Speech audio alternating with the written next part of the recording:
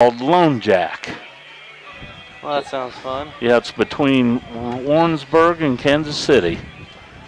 Doing a school visit up there. Never been there. It'll be interesting. A new adventure. A school visit? Yeah, I'm working with a company that goes in and works with principals and teachers. Yeah. On classroom performances, and we're doing a presentation to them. Gotcha. So have to be there at 7:45. So that means I need to leave my house probably at 5 a.m. That's not fun. Nope. But I'll be home by 4 in the afternoon, and it'll be all right.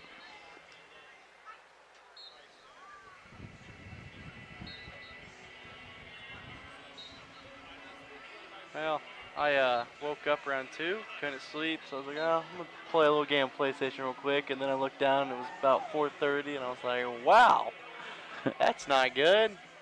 I made it to class, though. Good. I was there. I only have one class today, though. It was at 10 a.m. I made it.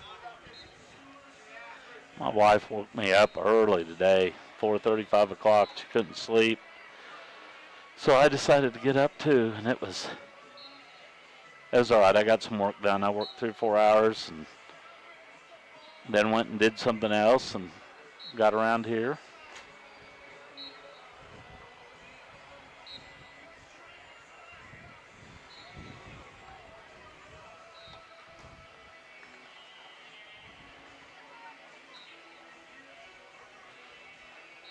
Went to Sonic.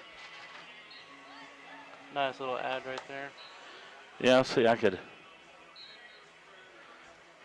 do this right here. Order in the app for half-price drinks and slushes anytime. There's your first down sponsorship.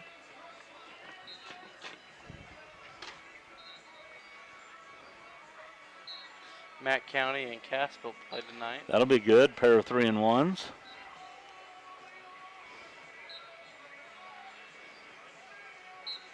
I wrote them all down. Let's see. Hollister, Aurora. That'll be a good game. It's just not two good teams. Yeah. Nevada and Mount Vernon. Nevada should win that, but they're a pair of 3-and-1s. Who'd Nevada lose to? Nevada lost to Mac. Oh, that's last right. week. Yeah. Marshfield and Reeds. That may not be too bad of a game. Reeds should beat them, but. Marshfield can throw the ball. Yep. Could be interesting. Their quarterback was a decent athlete. Yep.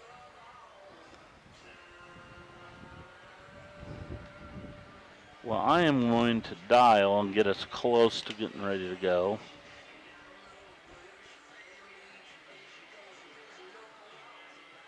Four 417 678 0834. Send.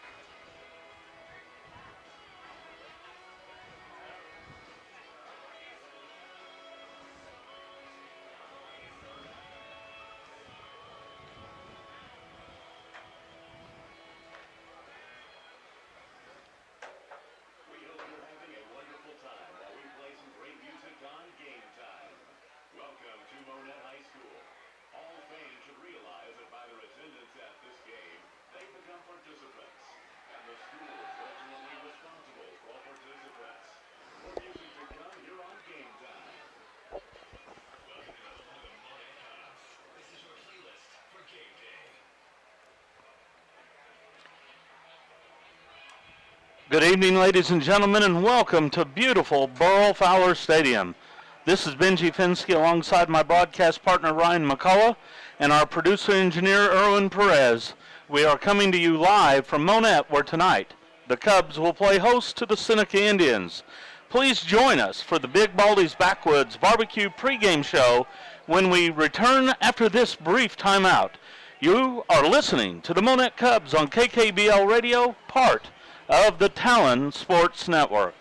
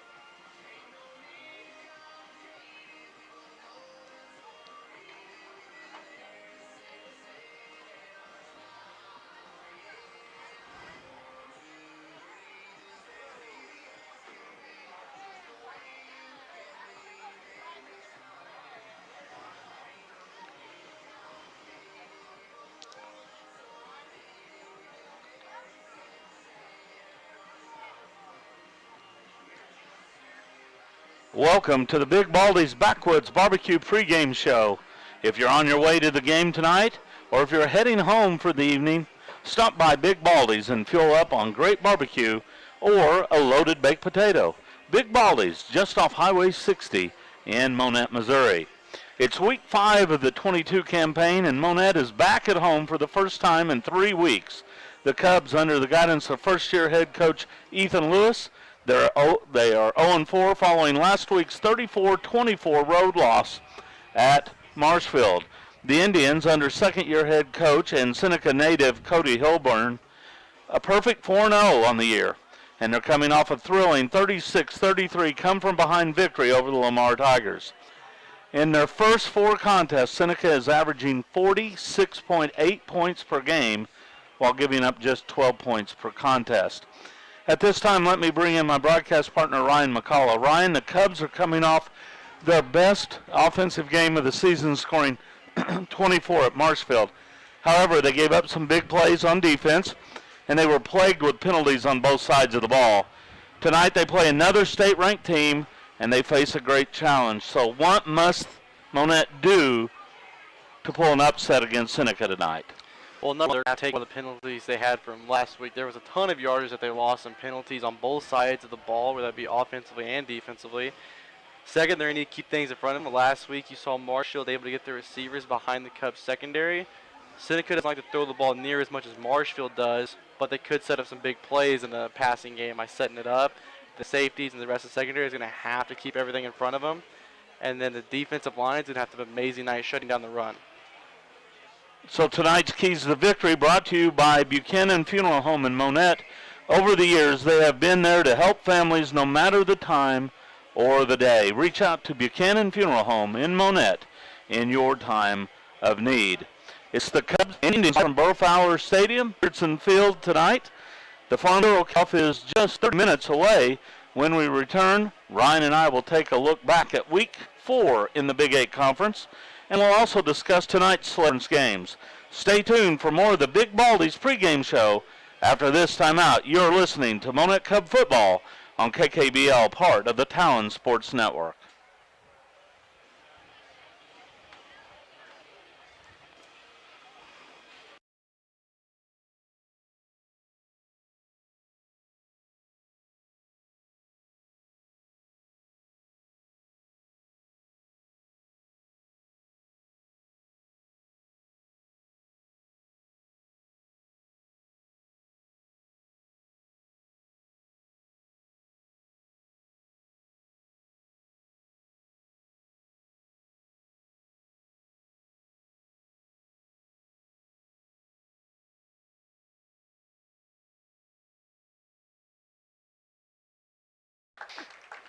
He was a four-time high school letterman in wrestling.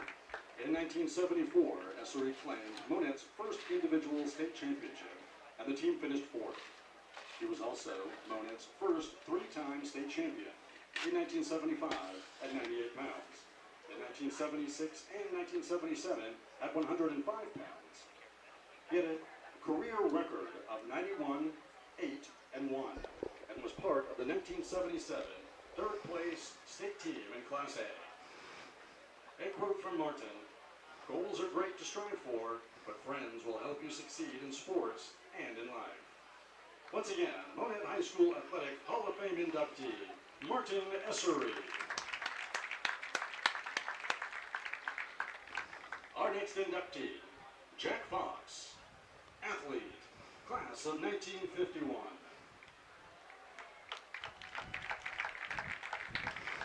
He lettered in both football and basketball all 4 years of high school.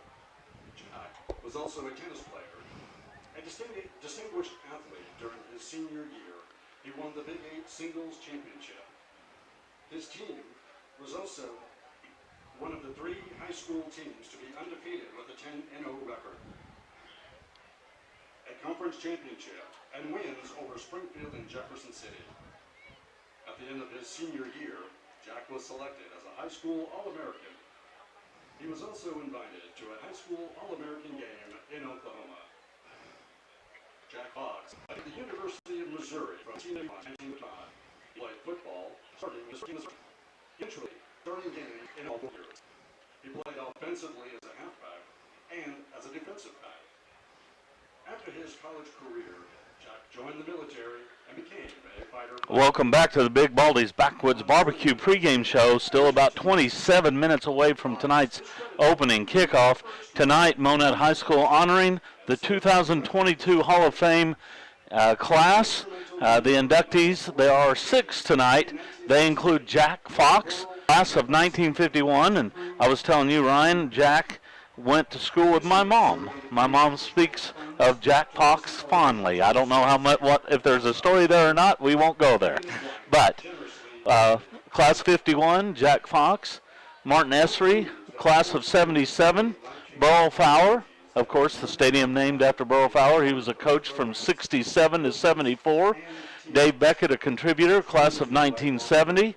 Melinda Cox Meredith, an athlete, class of 1990, and Alexia Johnson, athlete, class of 94. Congratulations to those 6 individuals being inducted into the Monett Hall of Fame and honored tonight. The Talon Sports Network covers 3 area high school football teams each and every Friday night. The Cubs right here on 95.9 FM. The Cassville Wildcats can be heard on 97.7 FM, and the Aurora Hound Dogs are on AM 940. Be sure to catch Big 8 Conference football on the Talon Sports Network every week of the 2022 season. Ryan, we take a look back to last week in the Big Eight. Of course, Monett fell short at Marshfield 34-24. Cassville with a big win at East Newton 35-0. Aurora got their first victory of the season 27-0 over the Fighting Irish of Springfield Catholic. Lamar upset at Seneca 36-33. Seneca scoring late in that game to pull it out.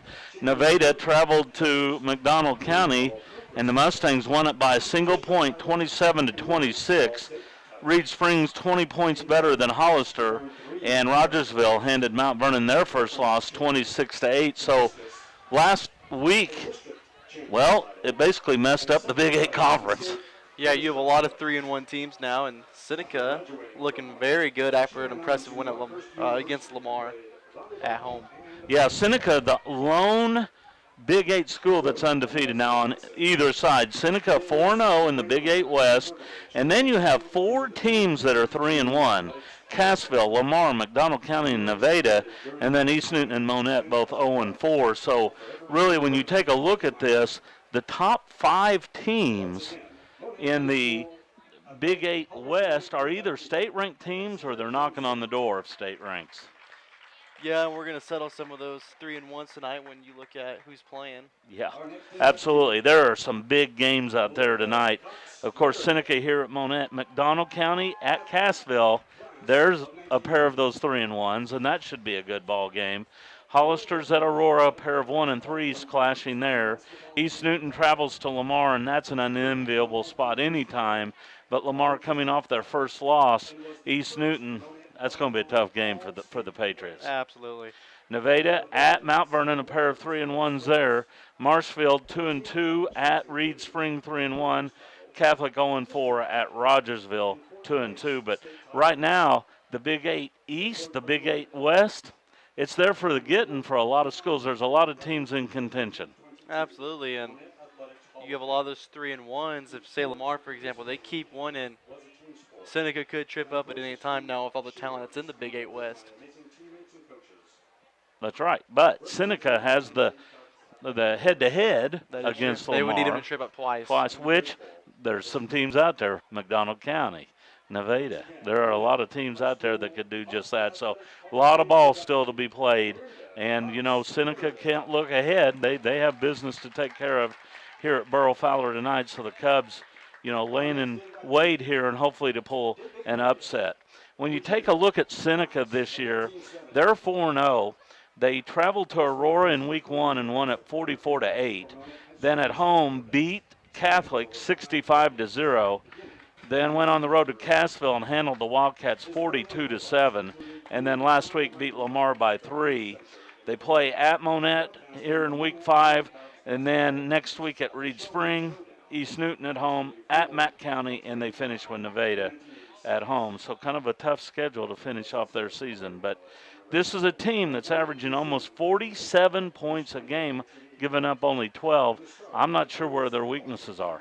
Yeah, and if you're Monett, you want to take the ball out of their offensive hands. So when Monett's on the field, you want to sustain drives, and you don't want to have 3 and outs. You want to have drives that go multiple. You know, you get multiple first downs each drive. Try and get that clock to go low. The more time of possession Monett has is going to increase their chance to win. Absolutely. The longer they can stay in it, the more likely they're able to pull an upset. Seneca won down at Earl D. Campbell Stadium last year, 26-21, which was an outstanding contest. Monett won the year before here at Burrow Fowler, 27-6. And then 3 years ago, Monett won down at Seneca 35-28 in a shootout. So these teams have been known to play some really good football games. Again, we're still about 20 minutes away from tonight's opening kickoff. We'll slip away here from some of our outstanding sponsors, and we will be back with more of the Big Baldy's Barbecue pregame show after this timeout. You are listening to the Monett Cubs on KKBL, part of the Talon Sports Network.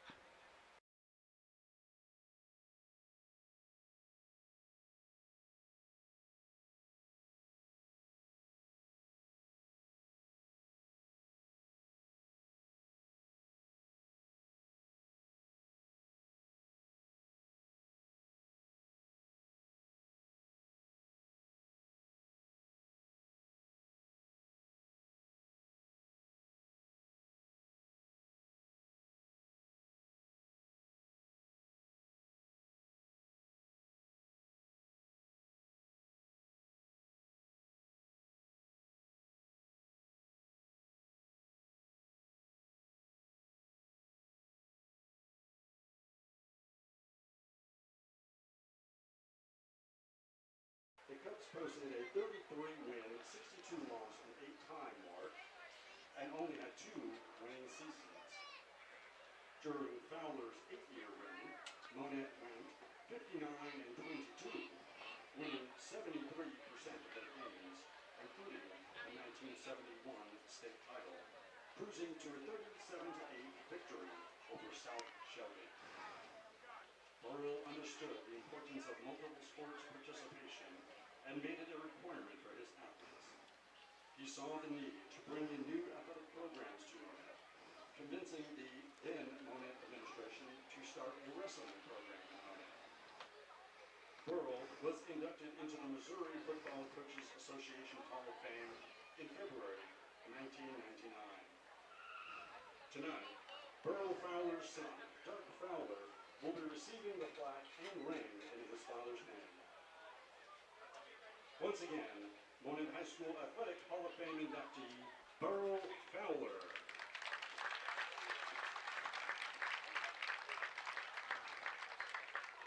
And let's recognize all Monett High School Athletics Hall of Fame class of 2022.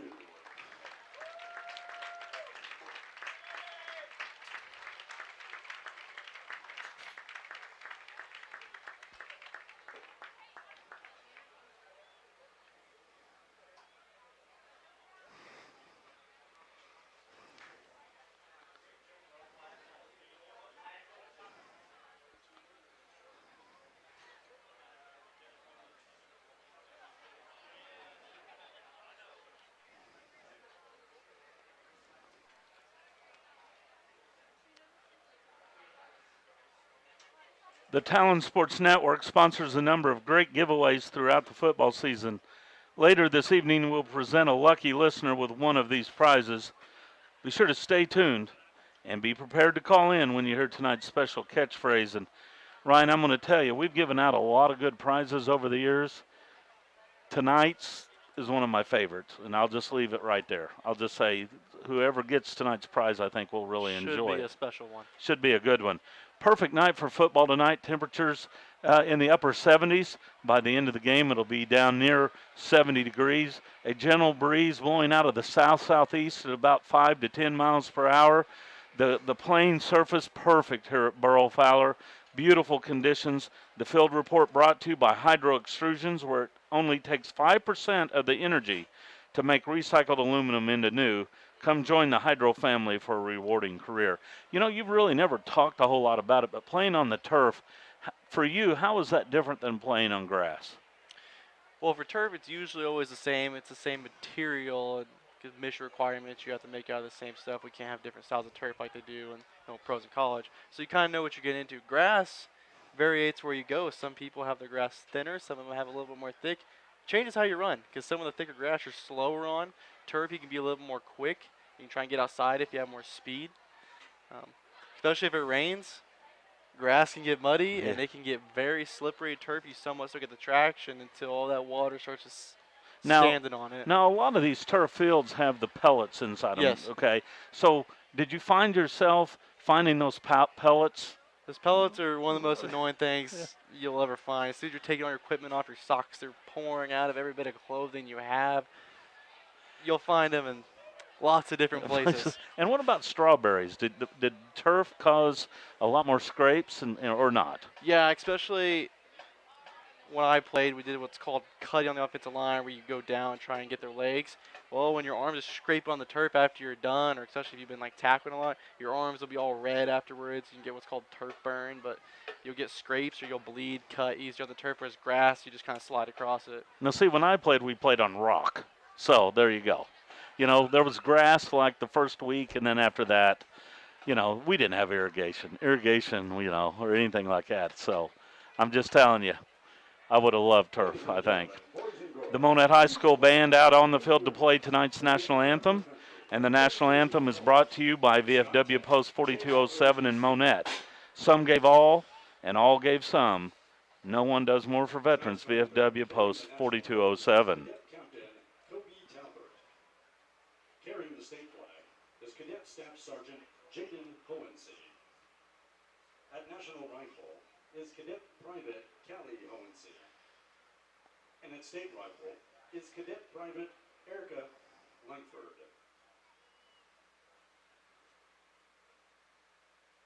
Please remain Ladies and gentlemen, join us as we honor our school and country our national with the anthem, playing of our as national performed by the Monett High School Marching Band. The band is being conducted tonight by drum majors Riley Carr and Luis Campos.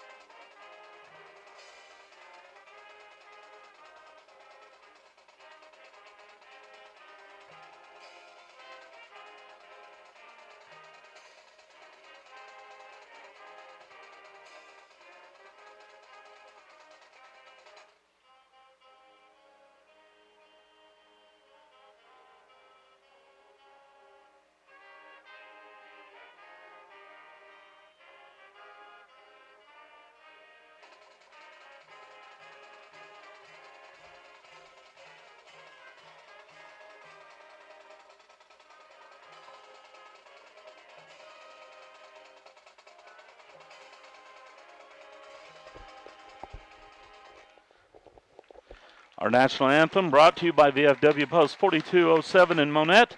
Some gave all and all gave some. No one does more for veterans. VFW Post 4207.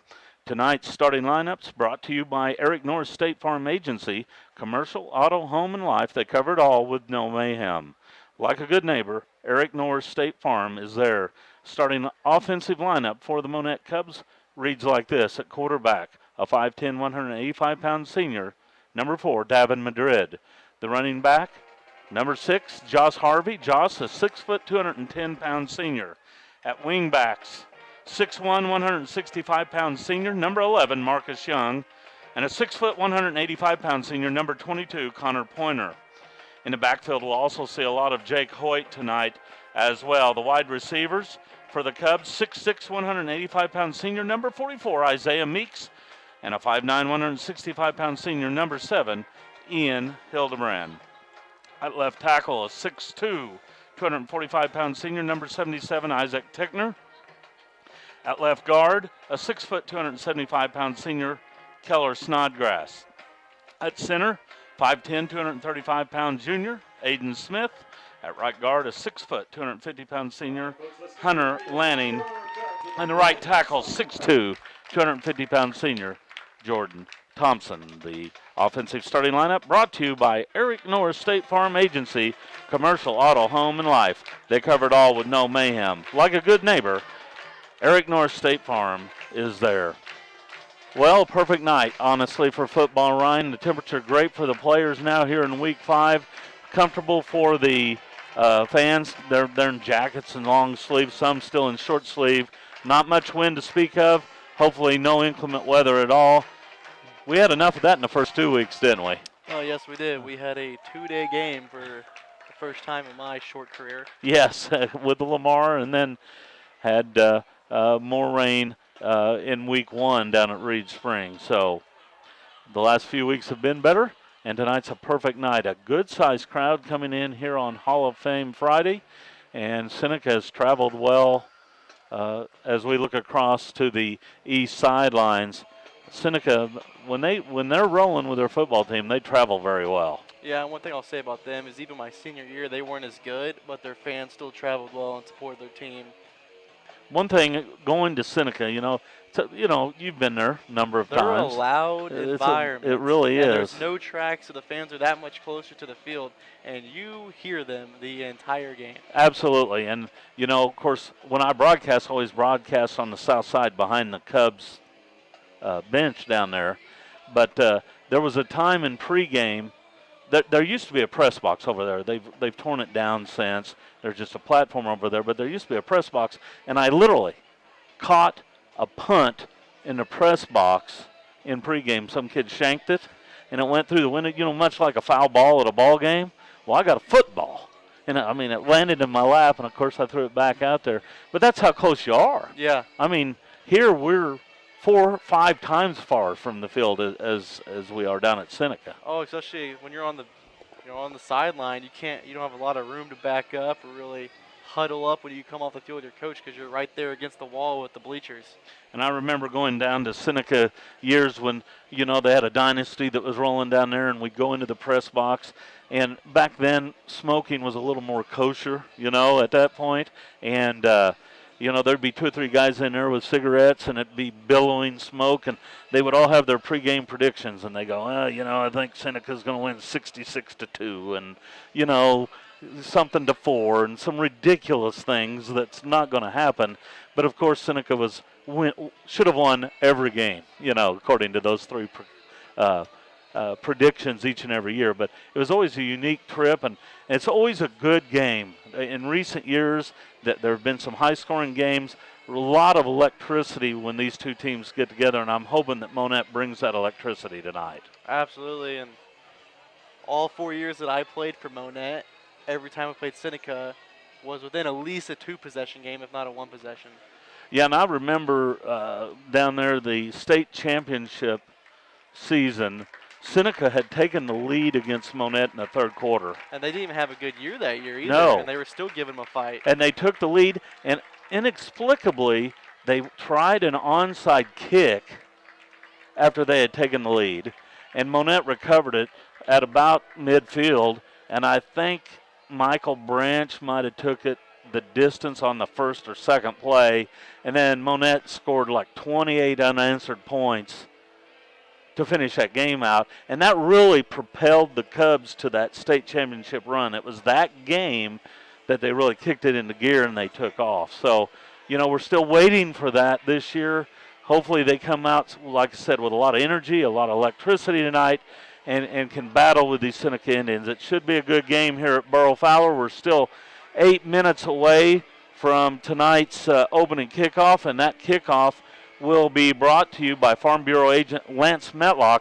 He's for Missouri, and he's for the Monett Cubs and all farmers and families in Cubs Nation. Be sure to call 236-0422 to speak to Lance Metlock. Monett Cubs making an appearance from the south end zone. Monett in their purple tops and purple pants with gold lettering.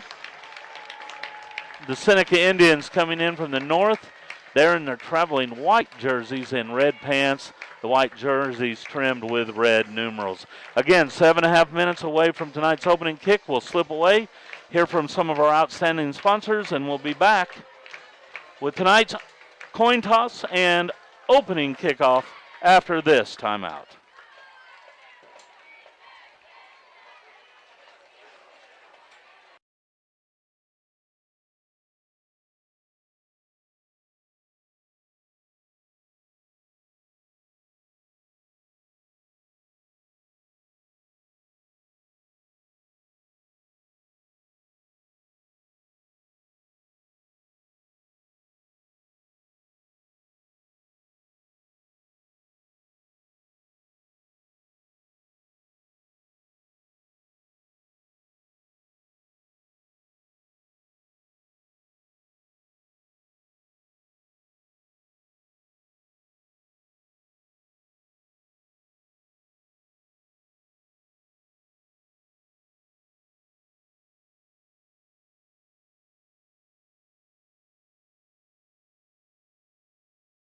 One ticket for $1, or get 6 tickets for $5. The drawing will be at halftime.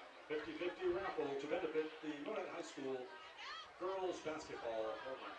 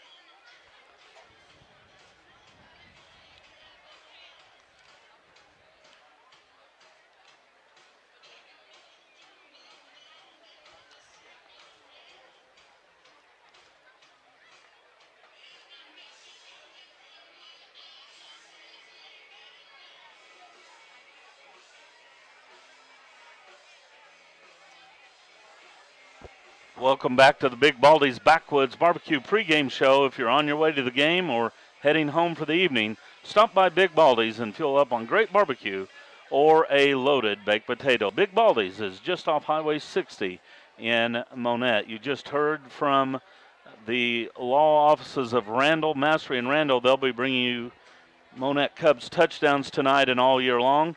Your hometown professional law office specializing in estate and real estate law. Count on them for professional results. Call 417-235-8688.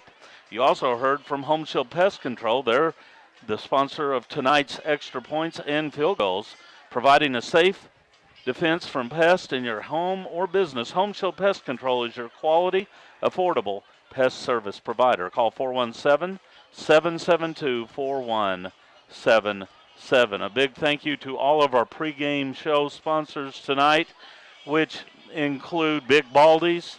We also have Buchanan Funeral Home, who sponsored our Keys to Victory. Starting lineups were brought to you by Eric Norris State Farm Agency. The National Anthem brought to you by VFW Post 4207. The Field Conditions Report brought to you by Hydro Extrusions. And tonight's coin toss, which will be taking place momentarily, brought to you by Clark Community Mental Health Center. With offices in Dade, Berry, and Lawrence counties, the Clark Center improves lives and communities through compassion and care.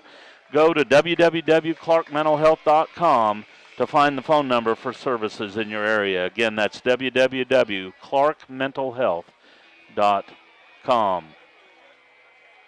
The score of any contest is generally forgotten over time, but the actions of players, coaches, and fans may leave lasting impressions.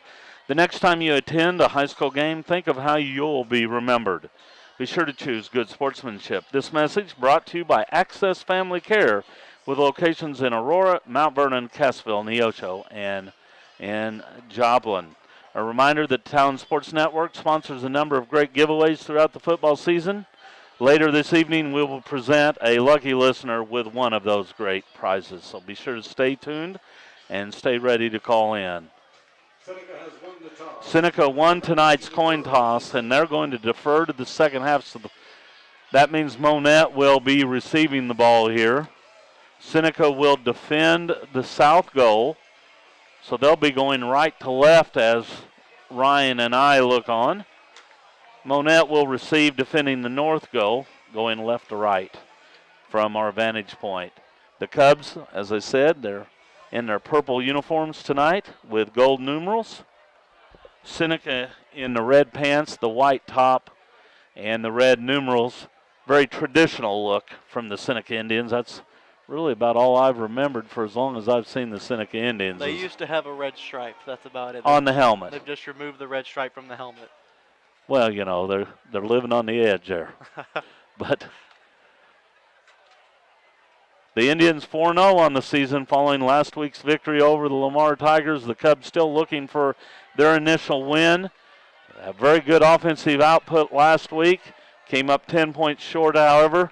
Looking for win number one here at Burrow Fowler tonight. As we said, a good crowd, and the crowd continues to come in here on Hall of Fame weekend at Monett. And the East stands really have filled in nicely from about the 20 to the other 30. So it's a pretty full crowd tonight here at Burrow Fowler. And hopefully it'll be a good one here. The Indians have it teed up at the 40. Glad to have you along here at Burrow Fowler Stadium, Richardson Field. Benji Finsky alongside Ryan McCullough and our producer engineer is Erwin Perez. We're always thankful for the job that Erwin does for us, getting us on the air and getting us on the internet as well. 12 minutes put on the clock. We await the ready for play signal. And there it is. The kickoff is in the air, a high end-over-end kick that comes down to the 12-yard line, return to the 15, to the 20, and out to about the 24-yard line, and that's where Monett will take over. 1st and 10. 31, Dominique Wheeler in there to bring him down. So the Cubs will take over 1st and 10. 24-yard line. Evan Drid, quarterback. And the Cubs break huddle and they'll send wide receiver wide to the right and one to the left side as well.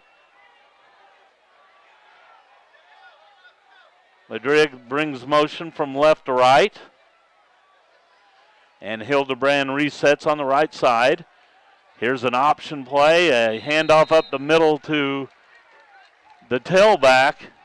Goes for a short gain.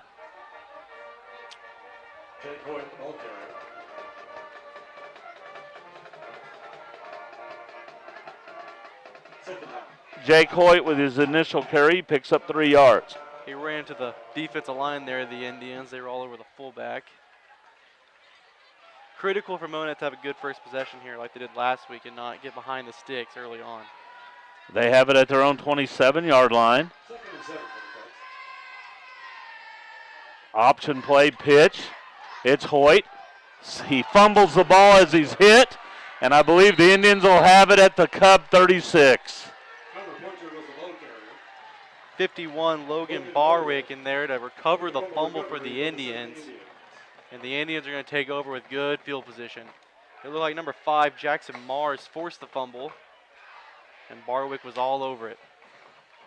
A good cut by Hoyt as he stuck that right foot into the ground and then cut back. And as he was looking for extra yardage, he was kind of sandwiched between 2 tacklers. The ball squirted loose, and the Indians have it at the Cub 36. Out of the shotgun.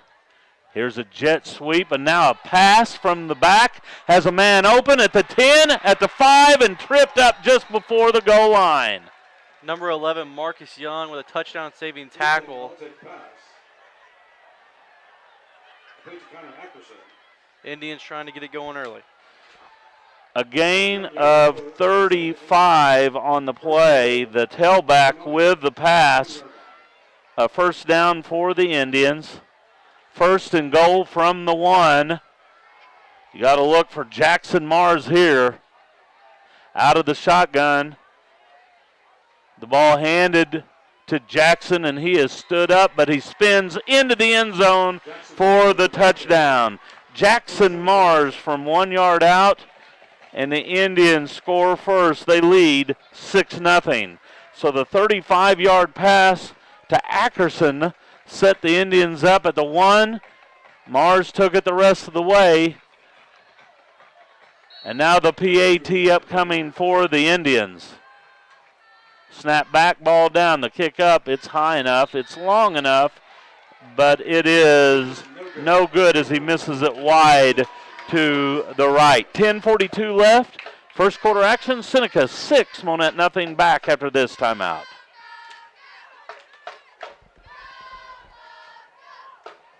$11 through that, didn't he? Yeah.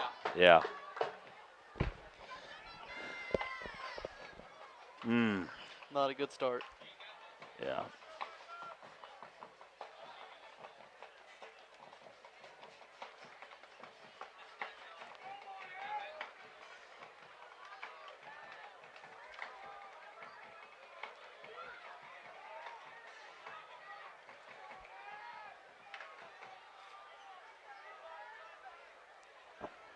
Benji Finsky and Ryan McCullough back with you from Burrow Fowler. Seneca leads 6-0.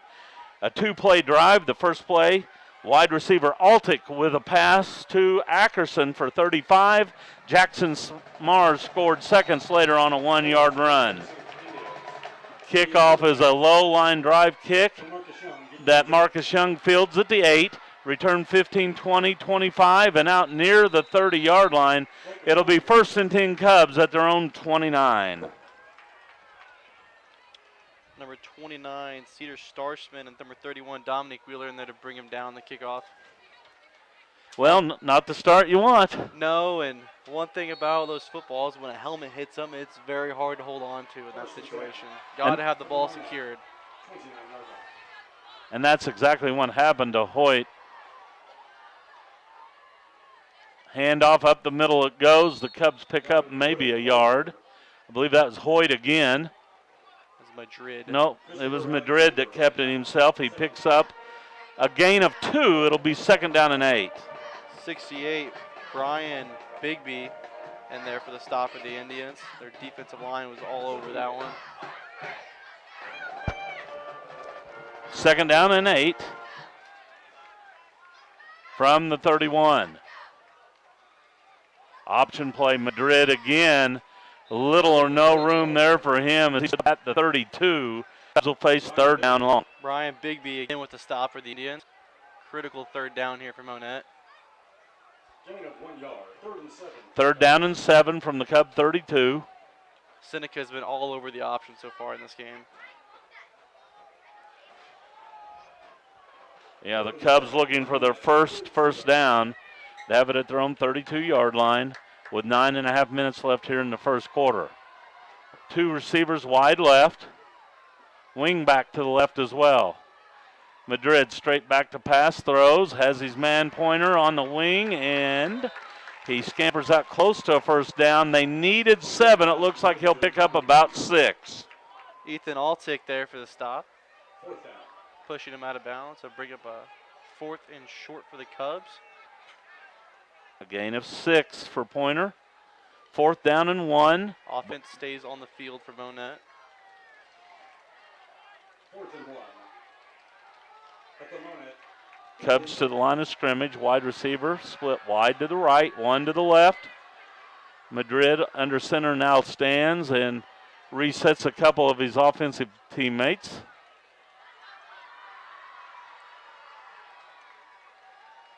Davin working on a long count. And now I believe the Cubs will call a timeout.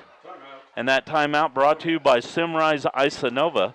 Simrise Isanova is now hiring. For more information about employment opportunities, go online to isanovatech.com and click on careers. Again, that is isanovatech.com. I think they're going to keep the offensive unit on there. They were trying to obviously draw off the defense for a free 5, and now I think they'll keep that offense out there and try to get that yard. I might try and run the QB sneak play that worked well for him last week. Yeah, and Madrid's a big, strong kid too, so need about a yard. Good push from your offensive line, and how big Madrid is. I feel like he can fight you for a yard. And maybe go on a silent count too, potentially, or first sound. Because sometimes offensive linemen get in there. You work a long count, it's hard for them to stay in well, if you hard formation. count them now, Seneca may not think it's coming. They may be ready for a quick count like that. And here's a quick handoff up the middle it goes, and the Cubs will have the 1st down. Jake Hoyt with the carry as he takes it from the 38 to the 42 for a gain of 4. Looks like 25, Lincoln Renfro in there for the tackle for the Indians, but it was enough for Monett to pick up the 1st down. Critical early 1st down for Monett. That 1st down brought to you by Sonic. Order in the app for half-price drinks and slushes anytime at Sonic. I did that right before I came to the press box tonight. 1st and 10 Cubs. Quarterback Madrid is swallowed up by the defensive line at the line of scrimmage. No gain on the play. It'll be 2nd down and long. 63, Nicholas Stevens there meeting him at the line. Ball at the 42. 7:45 left here in the first quarter. Seneca on top 6-0. If you're just joining us, the Cubs turn it over on their 2nd play from scrimmage. Seneca scored 2 plays later. Jackson Mars from 1 yard out. They lead at 6-0. The PAT was no good. 2nd down and 10 from the 42. Madrid under center. Takes the snap. He pitches back to a wing back who is hit in the backfield. I believe that was Connor Pointer. Pointer knocked down. He's able to get back to the line of scrimmage. It'll be 3rd down and 10. 86, Connor Atkerson in there for the stop for the Indians, bringing up 3rd and long for the Cubs. And this offense not built for 3rd and longs. They need to stay ahead of the sticks. Last 2 plays, they've kind of stayed at the sticks. No gain from Madrid on 1st down. No gain from Pointer on 2nd down. 3rd and long. Cubs come out with the receiver split left and right. Madrid drops straight back, has time, throws over the middle, but overshoots his intended receiver. He's trying to hit Connor Pointer. It brings up 4th down and 10. Blake Hearn, number 1 there with coverage for the Indians. Had him open, just a tad overthrown there. If he could have hit him in stride, Pointer would have had a lot of room to run, no one ahead of him. Yeah, Pointer just ran a go route there from his wing position down the hash mark, and he was open. He had a step on his man. 4th down and 10, the Cubs with punt team in. Hoyt standing at his 30. The line of scrimmage is the 42.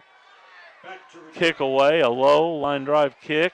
Bounds one, hold it at the 27, 30 to the 33. Number 14 is number 6, Josh Harvey. 31 punt, a 5-yard return, so net 26, and the Indians take over with 6:29 left here in the first quarter. Gavin Hoover, the quarterback, he's a good one for the Indians. He works out of the shotgun most of the time. And they will throw it, as we saw in the first play from scrimmage. Hoover takes the snap, option play, pitches to his tailback, who's hitting a backfield, and down he goes. Jackson Mars will not get back to the line of scrimmage. He was met by number 6, Josh Harvey there, who was able to wrap him up and bring him down. And like you said, they will throw it, and sometimes not just with the quarterback, as we saw the first drive. Loss of a yard, a friendly spot for the Indians there. They'll send 2 receivers to the near side. Shotgun formation for Hoover. He takes the snap, back to pass, pumps, now throws over the middle, has a guy, and a beautiful catch down to the Cubs 30. Number 11, Marcus Young with the coverage. Big gain for the Indians there. Gain of 39 to Ethan Altick. Altick threw one for 35. Now he catches one for 39. And it'll be 1st and 10. Indians at the 30. Well, that's a perfectly thrown ball. It was, and the receiver did a nice job going to get it. Hoover takes the snap. He'll give to the second man. I believe that's Jackson Mars. Mars tiptoes his way down to about the Cub 25. A flag on the play, however. Josh Harvey there with the tackle, and like you said, there's a flag on the play. It's going to be a legal shift on the Indians. That'll be a 5-yard penalty, and I'm sure the Cubs will take it. Ball pushed back to the Cub 35. It'll be 1st and 15. Must have been 2 guys in motion at the snap. 1st and 15. You're probably right. Out of the shotgun. Hoover looks now to the sideline, barks out his offensive call. He'll give on a dive to Jackson Mars with running room. Picks up the 5 that he lost and many more. A gain of about 13 yards on 1st down. Number 22, Connor Pointer there to bring him down, but not before Mars was able to pick up a huge play for the Indians.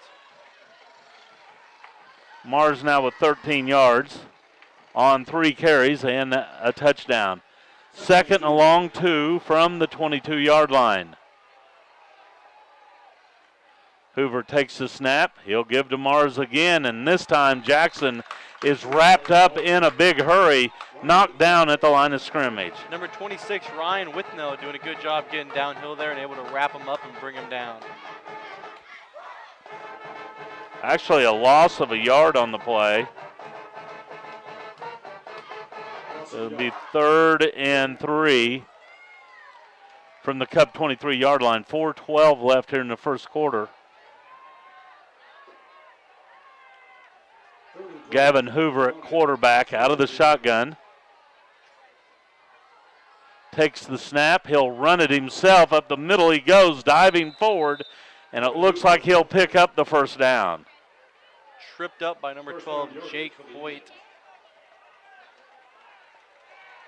A gain down to the Cub 19, so the Indians in the red zone. 1st and 10.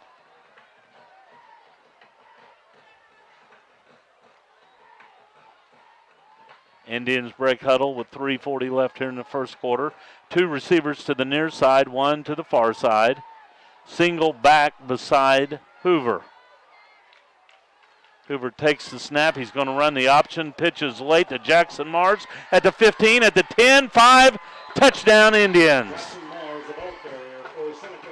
Jackson Mars from 19 yards out. Hoover did a nice job there making the defense commit to him before pitching the ball out. Mars had all the open field ahead of him. Yeah, he was untouched. Good blocking downfield by the wide receiver. And Mars made one cut. And into the end zone he went, and the Indians lead at 12-zip, and they'll keep the offensive unit on the field here looking for a 2-point conversion.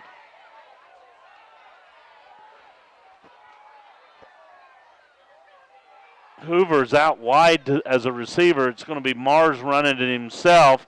Mars with a direct snap into the end zone for the 2-point conversion. 3:24 left in the first quarter. Seneca 14, Monett nothing. We'll be back with more first quarter action after this timeout. How far was that? 19.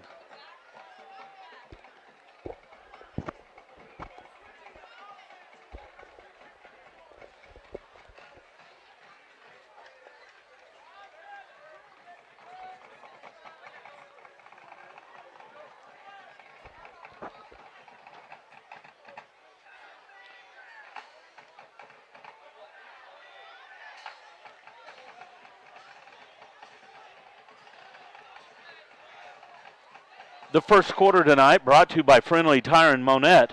From large to small, they service them all. Field service is also available. Stop by Friendly Tire or call 417-235-6777. Again, Friendly Tire at 417-235-6777. Indians lead it by 2 scores. They've been very efficient here in the first quarter. Kickoff is in the air, high end over end kick. Fielded at the Cubs 7, the return to the 10, 15, 20, 25, 30, and out to about the 33 or 34 yard line. A good return for the Cubs, and they'll have it 1st and 10. I believe that's 26, Landon Dotson in there to bring him down. Cubs begin their drive, 1st and 10. You talked early on in keys of the game that the Cubs need to sustain some drives. They've not really been able to do that. Now it's time to put something together here. They need to keep the offense on the field for a while. Absolutely. Here's a dive play to the tailback that goes for a couple. Logan Barwick, number 51 there for the tackle. That was Hoyt with a carry as he gets it out to the 35 for a gain of 2. Hoyt's been the lead back tonight. He's carried it 4 times already. Josh Harvey now checks in as Hoyt comes to the sideline. Critical to get a couple first downs in this drive. 2nd down and a long 7. We'll call it 2nd 8 from the 35. Madrid keeps it himself. He's hitting a backfield, able to plow his way forward to about the 36 for a gain of a yard. 25, Lincoln Renfro getting downfield quickly and able to bring him down. You know, the Cubs trying to stay with the power game and trying to run that option. What's the key as an offensive lineman? What do you have to do to create a hole for those guys running the ball? Well, for the play side, if you're the guy on front of the read key, you're trying to get to the linebackers, keep them out of the way, and then if you're blocking a down lineman, you got to clear them out. 3rd and 7. Here's a pass to the near side intended for Harvey, and it is incomplete. It'll bring up 4th down. 14, Eli Olson there with the coverage. A lot of times you'll see them try and go down at their knees and take them out, especially on the backside. You want to scoop and get below, get the backside guys out of the way so they can't hit the quarterback in the back while he's doing that mesh with the running back, decide if he wants to hand it off or keep it. Well, right now it appears Seneca is winning the line of scrimmage, so another punting situation for the Cubs. Line of scrimmage is at the 36, a low snap. The kick away is a short kick that hits near midfield and takes an Indian bounce. They'll have it near their own 48-yard line. 16-yard punt, no return.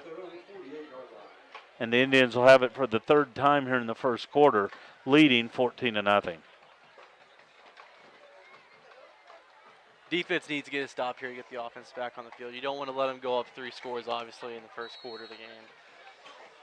Indians with it in good field position as they have it at their own 48-yard line. The quarterback is Gavin Hoover, standing in the shotgun. Takes the snap. He'll run it himself, running right side into Cub territory, knocked down at about the 48 for a gain of 4 yards. Brought down by number 75, Porter Reed. That's just really a quarterback sweep is all that is, getting behind the right guard and right tackle there and plowing forward for a gain of 4 yards. And he's such an athletic quarterback. Not only can he run, but he has a good ball as well. Yeah, we saw him throw a beautiful pass to Altick earlier in the first quarter. 2nd down and 6 from the Cub 48. Empty backfield now. Motion from left to right. Back to pass Hoover, throwing over the middle and overshoots his intended receiver, Ackerson. The pass falls incomplete, stopping the clock with 57 seconds left. Number 12, Jake Hoyt there with the coverage from Monett. And that was better coverage there. That Yes, was good coverage downfield. They did a good job staying tight on their receivers and not let them get too far behind them. 3rd down and 6. Critical 3rd down for the Monett defense. And a chance for them to get off the field here. Hoover out of the shotgun. Back to pass. Now he's going to run quarterback draw. Hit and knocked down after a short gain. Initial hit made by number 45, Diego Baden. Cleaned up by number 26, Ryan Withnow, to bring him down short of the end of game. It'll bring up 4th down and about 4. The Indians will keep the offensive unit on the field here. Clock rolls inside 30 seconds left in the first quarter. The Indians will go for it here on 4th down and 4.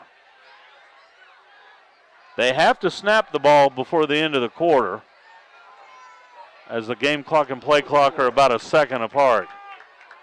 Hoover will work out of the shotgun.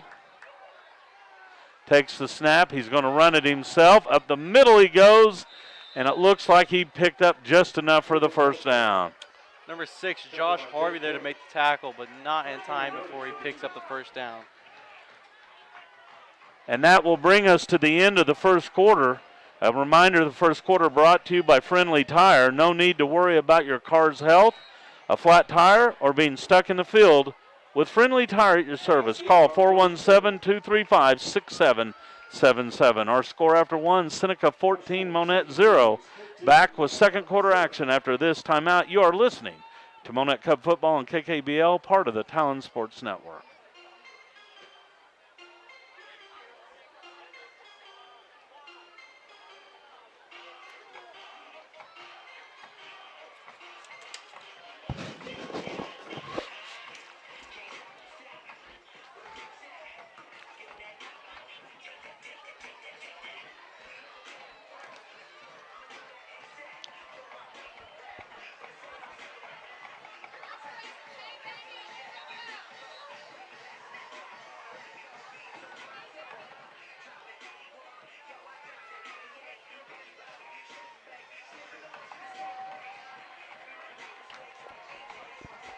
Benji Finsky, Ryan McCullough back with you from Monett. The Indians lead at 14-0. We enter the second quarter. It's brought to you by American Family Insurance. 1st and 10 from the Cub 41. High snap. Hoover gets it. Now runs left. Hit at the line of scrimmage. Surges forward down to the Cub 38. That'll be a pickup of 3 yards. Number 45, Diego Baden with the stop. Diego Baden for the tackle. 2nd down. Gain of 3, 2nd down and 7. Again, the second quarter brought to you by American Family Insurance. Here to carefully protect your dreams. Save up to 23% by combining your auto and home policies. From the 38, Hoover out of the shotgun, gives to Mars, running left, and cuts it up. Has a 1st down and more down the sideline, and then pushed out of bounds inside the 30-yard line. Pushed out of bounds by number 14, Eric Chavez. Indians driving down the field yet again. You know, Mars doesn't look like he's doing a whole lot, but he just keeps the play alive. And then a burst of speed, and here already has 43 yards tonight and 2 touchdowns. He's just a natural athlete for the Indians, and he's a guy they want to get the ball to. He started since his freshman year. He's only a junior, has a full another year to go. And here he comes again, running left side, puts his head down and picks up another first down. He's brought down by number 14 and number 11, Eric Chavez and Marcus Young. That's a gain of 14. And the Indians have their 7th first down of the game. They have it 1st and 10 at the Cub 12-yard line. Wide receiver split wide to the left. 2 backs beside Hoover. Hoover will keep it himself to the 10. He's to the 5 and dives forward close to another first down. Brought down by number 11, Marcus Young. Indians will have it 1st and goal now, knocking on the door again. Going to be looking at Mars in this territory or a Hoover keep. Yeah, one of the two, you would think. They are a great backfield, the duo of them. And there they are back there together. Hoover looks over the defense, takes the snap, and he gives to Jackson Mars, who sidesteps a tackler and steps in the end zone for the touchdown. Jackson Mars with a hat trick. 3 touchdowns here in the early going. This one from 2 yards out. The Indians lead it 20-0. And he made it look easy there as he just sidestepped a would-be tackler and then into the end zone he went. The PAT upcoming. Snap back, ball down, the kick up, low kick, long enough, and it is good. 10:27 left, second quarter. It's all Indians. Seneca 21, Monett nothing. Back with more Big 8 Conference football after this timeout.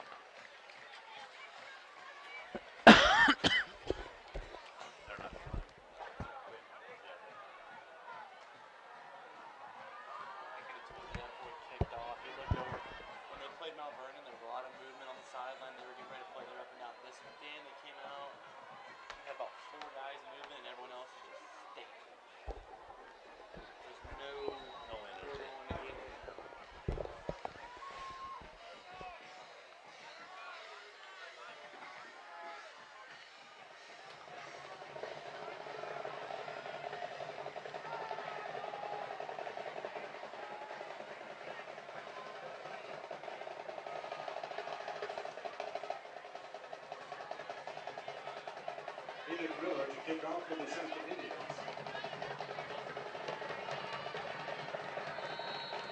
Ian Hildebrand and Marcus Young, deep to return.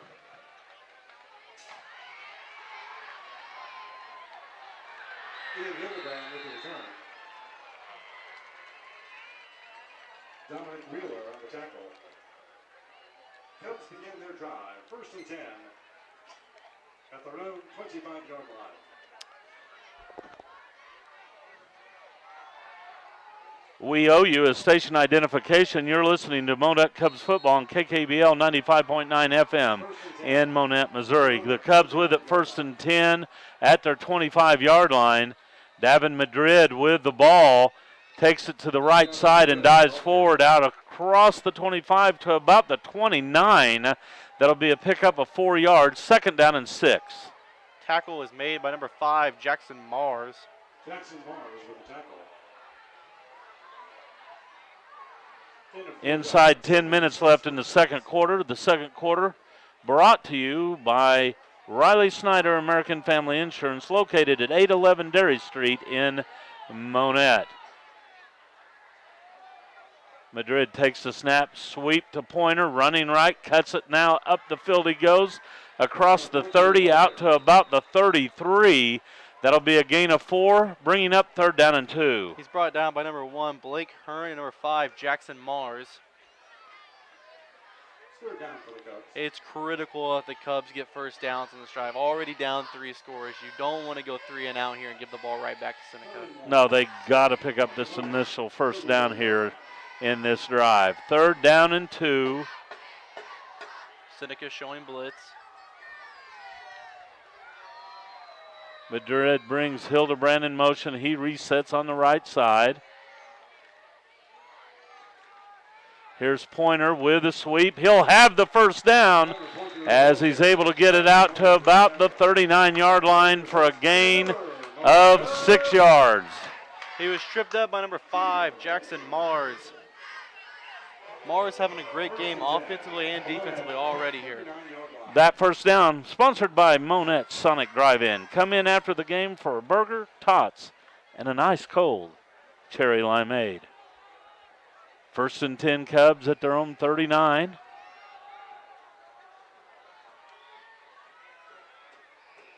Harvey resets to the slot position on the left.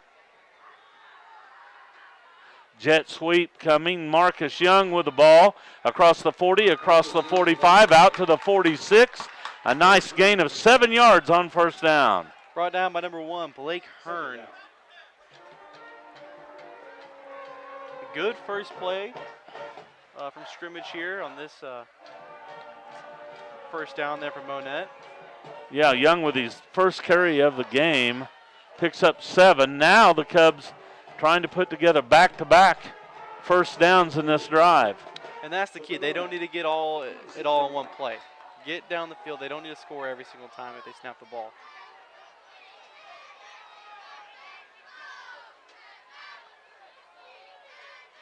Handoff up the middle, Hoyt, and he'll have a first down. Brought down by number 31, Dominic Wheeler, number 5, Jackson Mars. A gain of 8, and the Cubs have their 3rd first down. Again, brought to you by Sonic Drive-In, your first stop after tonight's game. America's Drive-In for more than 60 years.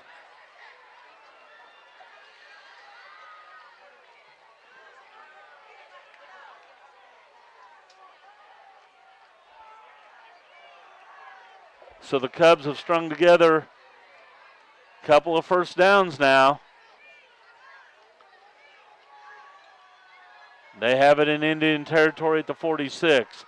Madrid back to pass on first down, throws deep, right side, up for grabs, and it's incomplete at the 10-yard line. Number 14, Eli Olson there with the coverage for the Indians. And Hildebrand was open He was. initially, but the ball just didn't get there in time. Hildebrand's fast. You want to throw deep to him, you got to get rid of that ball in a hurry. If you want to hit him stride, you got to let it go as soon as you're done with that drop. Can't have any hesitation. Davin Madrid under center on 2nd and 10. Quarterback keeper, up the middle he goes and plunges down to the 40-yard line, a gain of 6 yards. It'll bring up 3rd down and a long 3. Number 63, Nicholas Stevens there for the tackle for the Indians. Well, it's 3rd down. We'll call it 3rd and 4 from the 40. 4 down territory here for the Cubs. They trail 21-0 here in the 2nd quarter. 6.5 minutes left before intermission.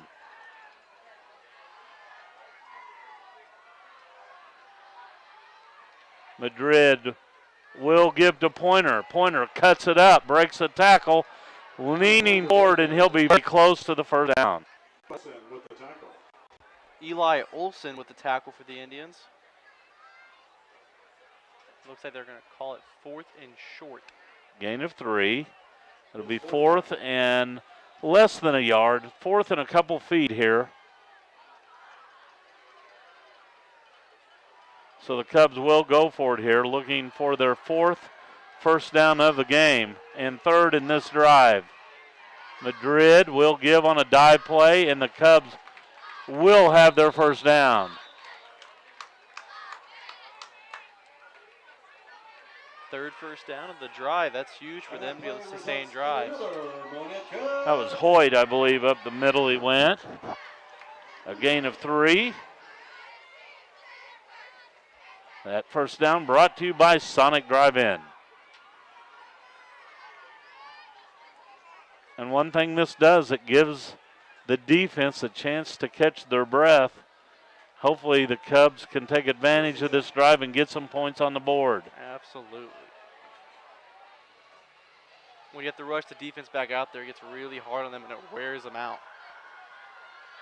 Madrid takes the snap, runs the option. He'll keep it himself and able to fall forward to about the 30-yard line for a gain of 4 yards. I believe he was tripped up by number 25, Lincoln Renfro. Decent play on first down there from Monett. Looked like it took a little bit of time to develop, but he was able to still get a positive gain out of it. Well, he just got behind one of his interior linemen. I think it was his right guard, and just rode him for about a 4-yard gain. 2nd down and 6. Madrid looks over the defense and resets 2 of his receivers. He'll take the snap. He'll keep it himself. He'll have the first down as he dives down to the Indian 22-yard line. 31, Dominic Wheeler able to hang on there for the tackle, but not before Madrid was able to pick up another first down for Monett. Their 4th first down of the drive now. And now what they're doing is they're eating up the clock while they're going down the field, like we said in pregame would be big for them. They're matriculating down the field. And that another sonic drive-in first down. 1st and 10 from the 22. And now a flag thrown. Oh, penalties, penalties, penalties. Full start, offense. Penalty on the Cubs, their first of the game, and it comes at an inopportune time. Full start, offense. 5-yard penalty, replay, first down. So we'll see if they can overcome here. 1st and 15 from the 27-yard line. 1st and 15. Harvey in motion. He resets as tight end to the left side. Madrid with running room. Up the middle he goes. 10, 5, touchdown, Monett Cubs. He did a very nice job there cutting back upfield, and there was no one there in the middle to stop him. He took it to the house. Davin Madrid from 27 yards out. And the Cubs are on the board. That touchdown brought to you by the law offices of Randall, Mastery, and Randall, your hometown professional law office specializing in estate and real estate law. The PAT snap back, ball down, the kick up. It's a line drive kick that is good. That PAT sponsored by Home Shield Pest Control, providing a safe defense from pests in your home or business. Home Shield Pest Control is your quality, affordable pest service provider. Call 417-772-4177. The upcoming kickoff, sponsored by Farm Bureau Lance Metlock. He's for Missouri and he's for the Monett Cubs and all the farmers and families out in Cubs Nation. For more information, call 417-236-0422. Well, an impressive drive there from the Monett Cubs. Absolutely, and like we said in pregame, having the time of possession was going to be key. They ate up almost 7 minutes of clock there going down the field, and they finished the drive. So if you start the game like that, this could be a lot lower scoring right now, and you're later in the second quarter, you're still in the game. Now, you're only 2 possessions behind now, you're still in it. But you got to keep doing that. You need to stop now. Your defense has had time to kind of collect themselves, get a break. Now they're back on the field. Yeah, they have not stopped the Indians yet, and they really need to do that here before intermission. Chavez to kick it away. A booming kick that is fielded at the 2. Return to the 5, to the 10, to the 15, out to the 20, and to about the 23. That's where the Indians will have it 1st and 10. 33, Walker Brado there for the tackle for the Cubs. This will be a big drive for the Monett defense. If they're able to get a stop here, it can get Monett back in the game. How about a turnover? You know, a turnover, that would be a big play. Okay. 1st and 10 for the Indians.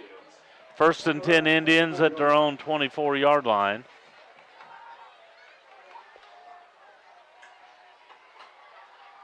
Gavin Hoover will work out of the shotgun. And he'll run it himself to the 25. He's to the 30, across the 35, or just to the 35. It'd be very close to an Indian first down. It will be a gain of 10 and a first down. He's brought down by number 11, Marcus Young. So for most of the night, it's been a two-man show. It's been Hoover and Mars. The occasional Ackerson. Yeah, Ackerson involved in a couple plays as well. 1st and 10 from the 34. High snap. Hoover able to get it, but he is hit in the backfield and down he goes. That high snap really messed up that play. Followed up by number 44, Isaiah Meeks. Big play from the Monett defense here, brings up 2nd and long. They want to try and make the Indians get into the 3rd and long situations where they're not just able to hand it off to Mars to pick up the first down. Yeah, a loss of 2 on the play, so it's 2nd and 12. Wide receiver, Altick split wide to the near side. Hoover out of the shotgun. He's back to pass. He's looking right. He's looking for Altick down the field. He has him at the Cub 35 to the 30. He cuts at the 20 and down to the 17. He was brought down by number 3, Evan Witt.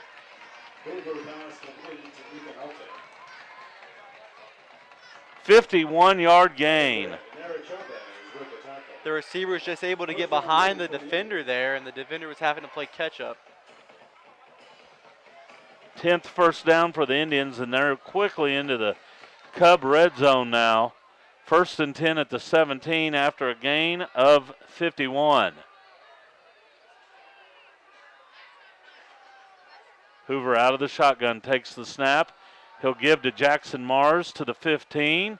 Plows his way forward down to about the Cub 12.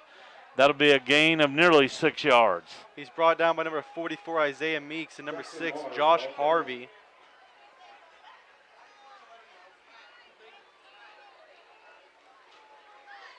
Well, that was a perfect pass. It was a very good ball. Hit his receiver in stride. Wasn't thrown behind where the defender could get it.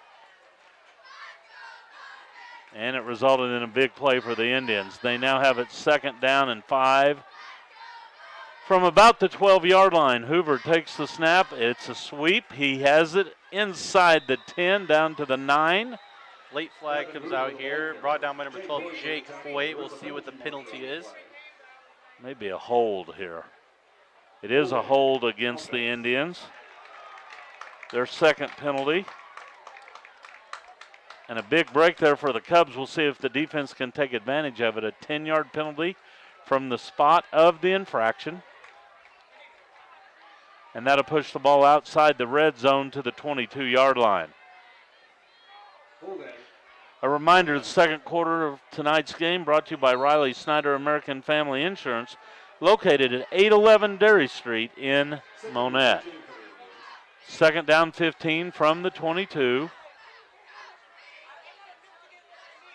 Here's a reverse coming. Altick with running room to the 20, 15 to the 10, and drug down at the Cub 5-yard line. He's finally brought down inside the 5 by number 14, Eric Chavez. Looks like they're going to mark him at the 6. Eric Chavez with the tackle. Altick's caught a couple, thrown one, and now run one. Picked up 16 yards and a first down. 1st and goal Indians. The clock rolls at 1:05 left here before intermission. Gavin Hoover out of the shotgun. Takes the snap. He'll run it up the middle. Cuts once, hit, spins. Knocked down at the Cub 3-yard line. Brought down by number 3, Evan Witt.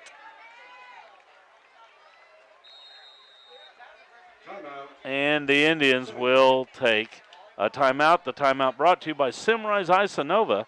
Simrise Isanova is now hiring. For more information about employment opportunities, go online to isanovatech.com and click on careers. We're just 46 seconds away from tonight's halftime, sponsored by Remax. Got some interesting scores. Holy cow, Ozark's beating Webb. How about that? Nixon Joplin, what's that score? It's at the very top. Nix is 21-7 Nixa. Whew. Some big games outside the Big 8. We'll take a look at halftime scores, or at least first half scores during intermission. It's nice having Ryan here as he's able to scroll through those scores and keep us up to date at halftime. Boy, the Indians have answered again. I'm telling you, Cubs had the momentum in one big play, and here are the Indians knocking on the door again. And that's one thing we said in the keys to victory was not letting the receivers get behind the defense there. They were able to on that play, and it resulted in a huge play for Seneca. Second and goal from the 3-yard line. Mars is out of shotgun, and he'll get the snap and go forward into the end zone for the score. Jackson Mars from 3 yards out, and he has his 4th touchdown of the game. The Indians lead at 27-7 with 42 seconds left. PAT upcoming from Miller. His kick's a line drive kick that splits the uprights and is good. 42 seconds left here in the second quarter. Seneca 28, Monett 7, back after this timeout.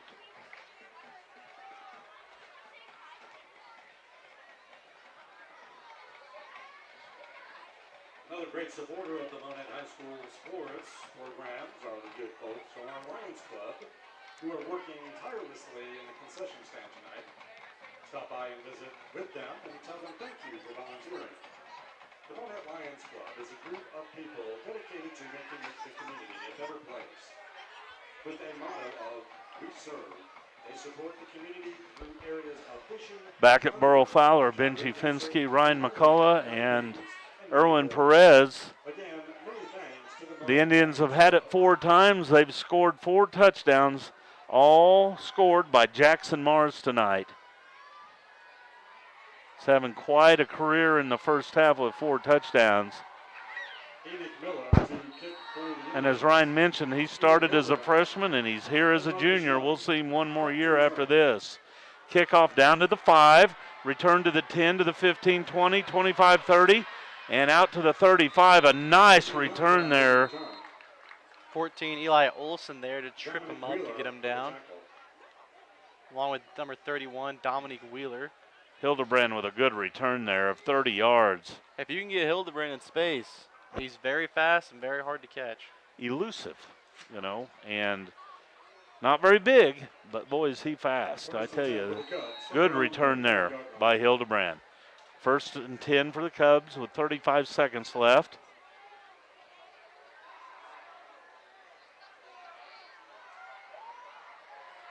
Madrid under center, back to pass. Looks left, now scrambles, still with it. Breaks 1 tackle and plows out to the 42 for a gain of 7 yards. Madrid did a nice job there dragging defenders and not going down after the first hit. Timeout on the field. We'll keep it right here and remind you that timeouts are brought to you by Simrise Isanova. They are now hiring. Go to isanovatech.com and click on careers.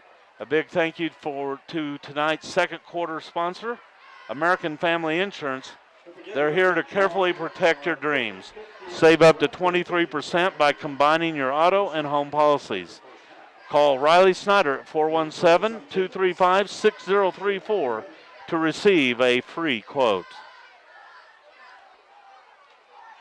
Well, Madrid with a good run there, 2nd down and 3.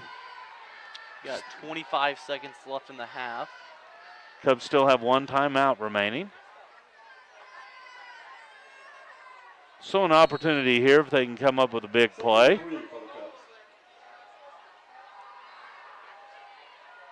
Madrid takes the snap, back to pass. To the flat he goes to Marcus Young, and Young is pushed out of bounds after a gain of just 1 yard. Push out of bounds by number 31, Dominique Wheeler.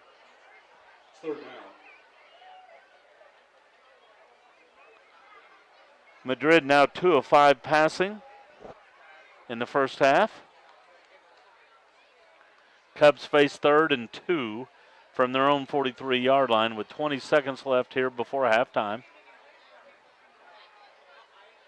32. Hildebrand splits to the near side, Slot joins him here on the left side. Madrid back to pass, pump fake, throws deep down the sideline for Hildebrand. Flag comes out here, and I think we're going to see a defensive pass interference. And that pump fake made that corner, or safety, I guess corner in this case, come up. Hildebrand ran by him, and there was contact. That'll be defensive pass interference. And that's number 11, Ethan Altick there. Madrid did a nice pump fake there, made the defender bite on it. You got to sell it. Yeah, and Altick thinking interception there, and then he was thinking, oh my gosh, I'm beat. And he reached out and made contact. 15-yard penalty, so the Cubs have it at the Indian 42. And keep in mind, the Cubs have a really strong leg kicker, Chavez. I'd say they need to pick up another maybe 10 to 15 yards to give him a chance here. Chavez getting ready on the sideline, already has the block in hand and a football.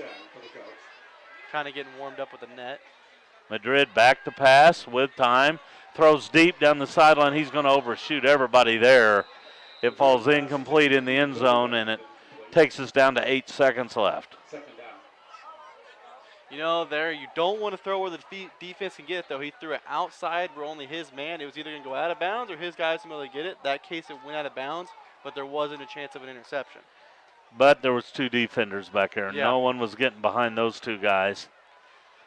Altick's back there. They've really got 4 guys very deep here in this defensive formation. 2nd down and 10 from the 42. Madrid back to pass. Flush from the pocket. Still with it. And will slide out of bounds at about the 41 for a gain of a yard. Escort out of bounds by number 63, Nicholas Stevens. And that'll bring us within 2 seconds of the half here for Monett to try one more time. One more play unless there's a defensive penalty. A half cannot end on a defensive penalty.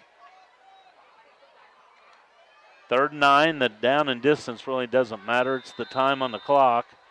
And a stoppage in action here. Timeout. Cubs call a timeout, and all timeouts brought to you by Simrise Isanova. They are now hiring. For more information about employment opportunities, go online to isanovatech.com.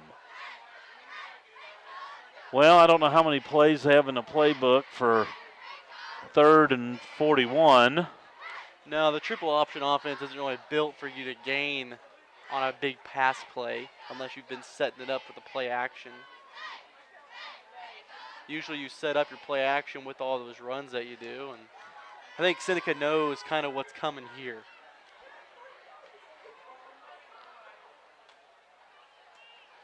You know what's been successful in instances like this is screen passes sometimes. Screen pass, draws, crossing, hook and ladder. Yep. But look where their defensive backs are. Their 3 defensive backs are standing at the 10-yard line. That's why you run the hook and ladder to get them all to bite on the first one. You pitch it to the next guy, and you hope it works.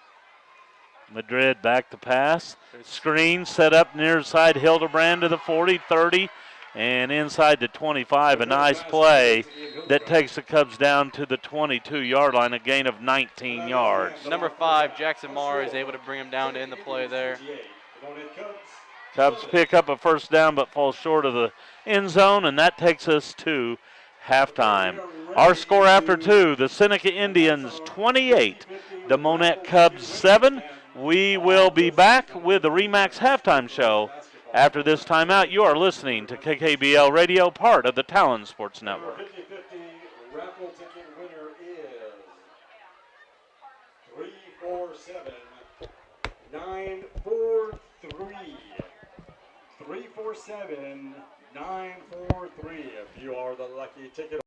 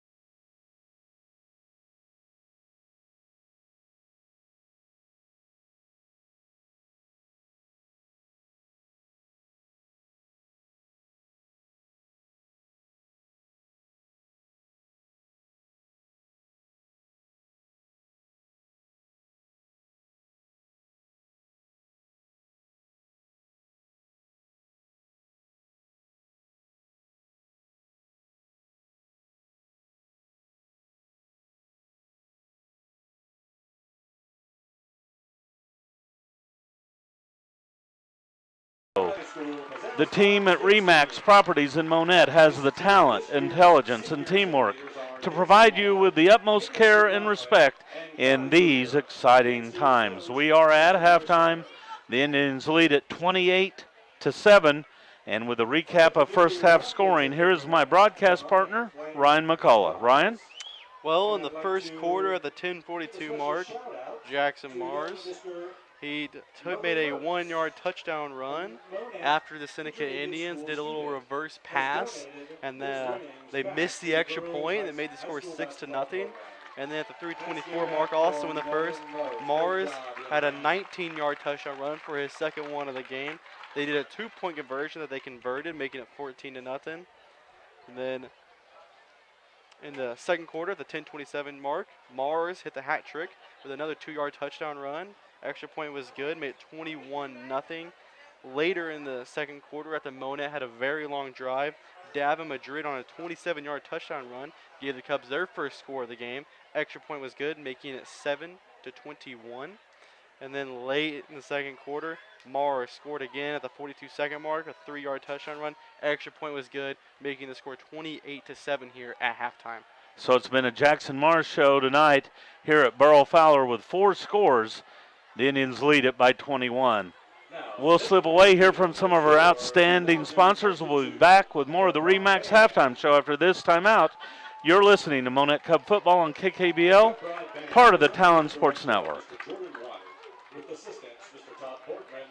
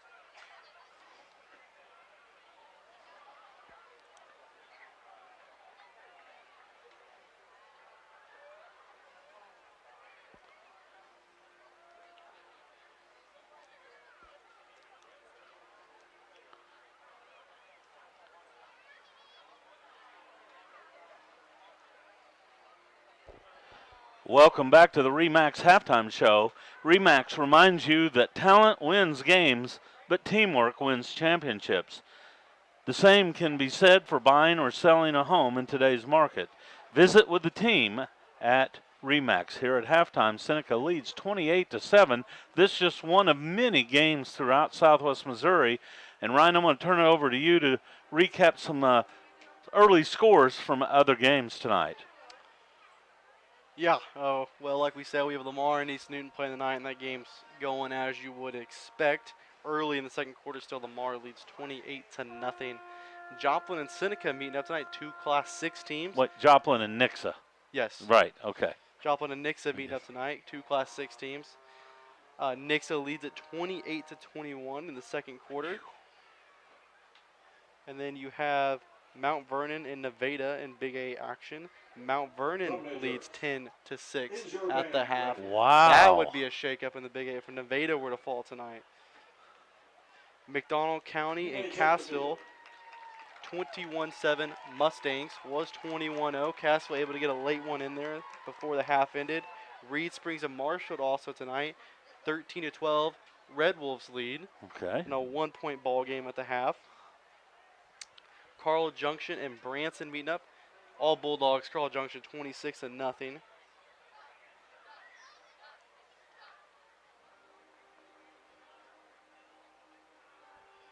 And then Carthage and Neosho at the half. Carthage 26, Neosho 7. And that'll do it. Oh, also we have one more. Ozark and Webb City knotted up at 14 at halftime. Wow, that's kind of a surprise, too. I tell you. A lot of big games out there. A lot of eyes on that Joplin-Nixa game. And that's been a rivalry since Joplin's joined the COC. Joplin's kind of dominated that. I think they've won maybe like something 5 out of 6 of the times they've matched up or something like that. So Nixa's looking to get a little revenge tonight, and that game's a tight one. And two teams that have now been put in the same district now in Class 6. Yeah, isn't that something? One of those teams, at least one of those teams, won't be a district champion, and that's something else because they're 2 of the better teams in the state. The Monett High School Band performing here at halftime. Appreciated by the fans here in the west sidelines. The Cubs fell behind this one, 21-0, came back, scored a touchdown, drew within 2 scores, but the Indians scored right before halftime to lead it 28-7. We're going to slip away here from more of our outstanding sponsors, and when we come back, we'll take a look at first half stats for the Indians and the Cubs here at Burrow Fowler. Back with more of the RE/MAX halftime show after this timeout.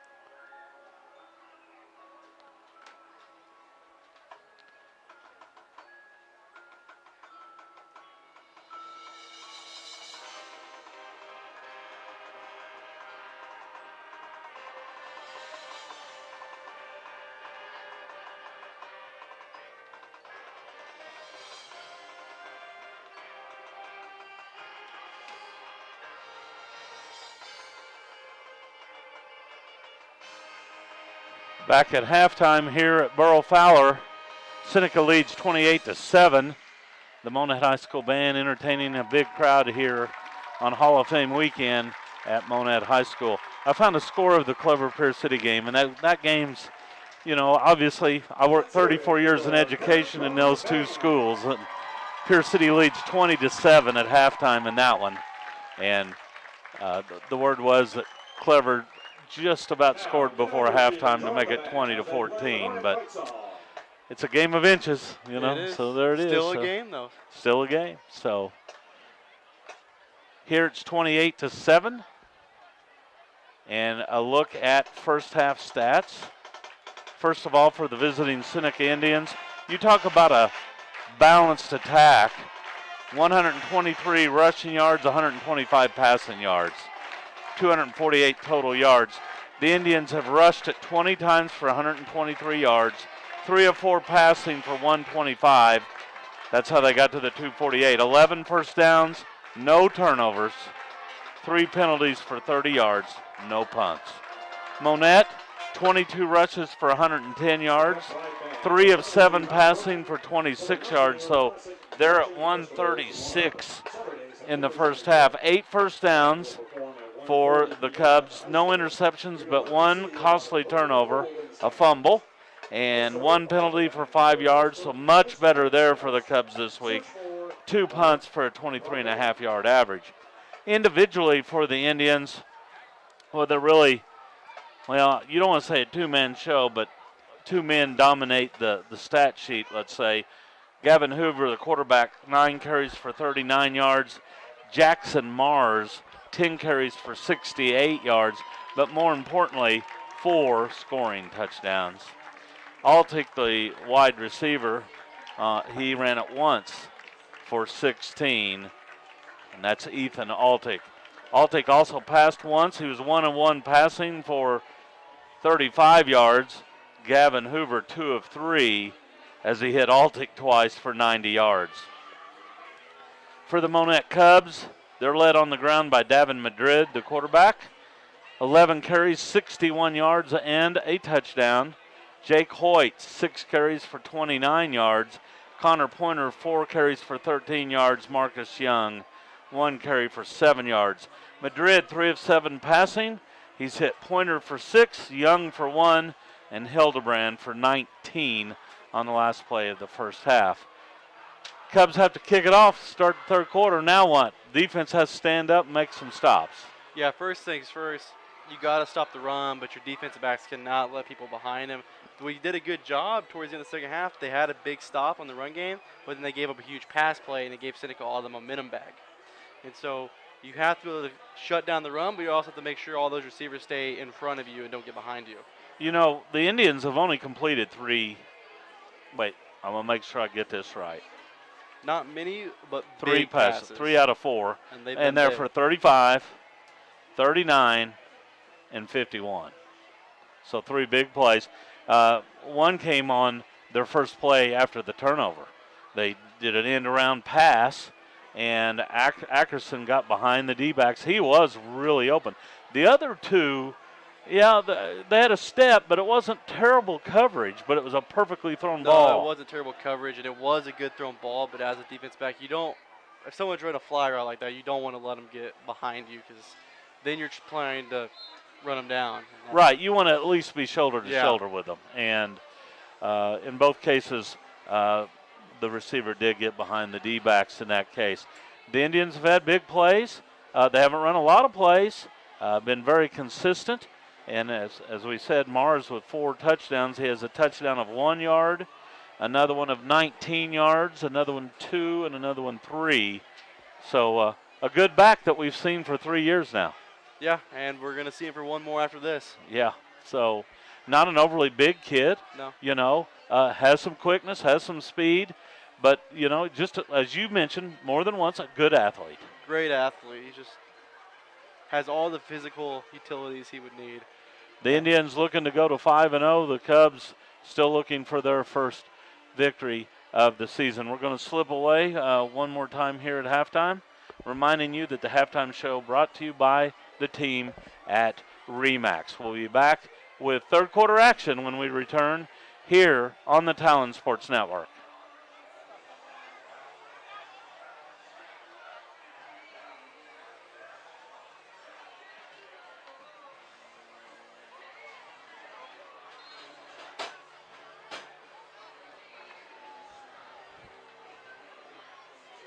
Lamar's up 42-0 now.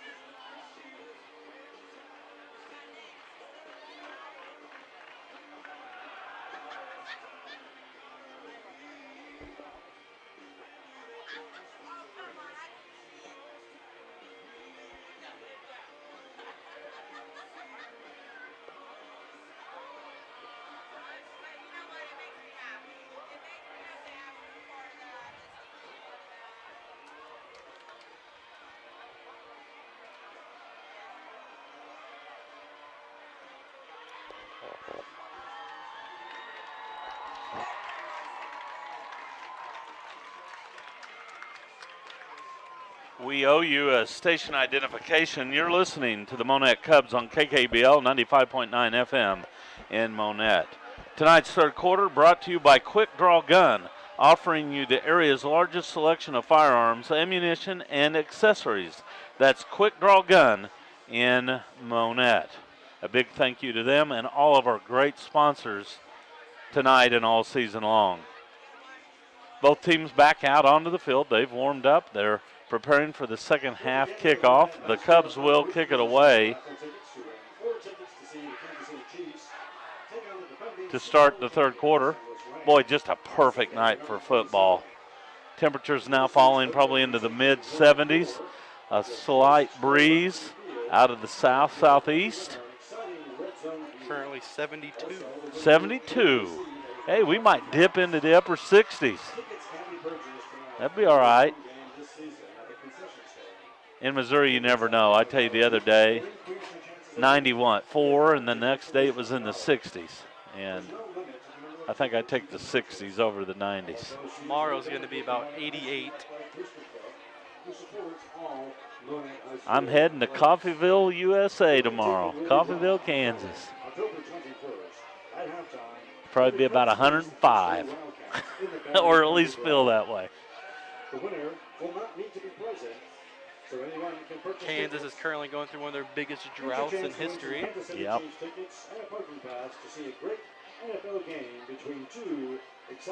Yeah, there's been a lot of extremes in weather this year. And, of course, now we're hitting hurricane season. Doesn't mean a whole lot to us usually. Yeah. But unless you have relatives that are in Florida or somewhere on the coast or in the Gulf. Here, though, tonight, a perfect night. Perfect night for football. Cubs kickoff team huddle around coach, and we'll be just seconds away from the second half kickoff. Monett kickoffs brought to you by Farm Bureau agent Lance Metlock. He's for Missouri, and he's for the Monett Cubs and all the farmers and families in Cubs Nation. A reminder that the Talon Sports Network gives away great giveaways throughout the football season, and in my opinion, none greater than the one we're going to give out here tonight. So stay tuned as we go along here in the second half. I'll give you a special catchphrase, and there'll be a special prize that you can win tonight. So, I'm curious to see what the prize is. well, I'm going to tell you here in about 5 to 10 minutes if I remember. You've been hyping it up to me for about 3 weeks now, and I'm really interested. It is kind of cool. I'm just going to say it's kind of cool, and it's something you can't just go buy. All right? You just can't go get it. Blake Kerr and Ethan Altek, deep to return. Chavez has it teed up. And we are just seconds away from the second half kick. The white cap getting into position. Running his 40-yard sprint down the field.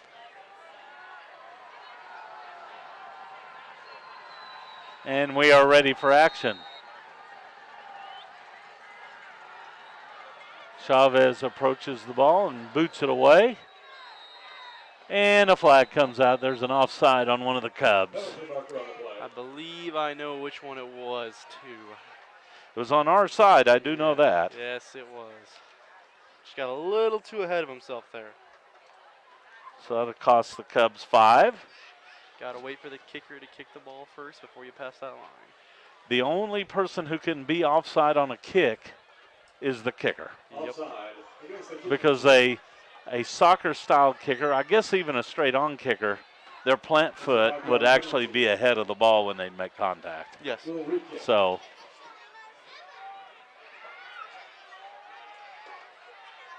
and I believe it was either the second person in or the third person in from the kicker on our side.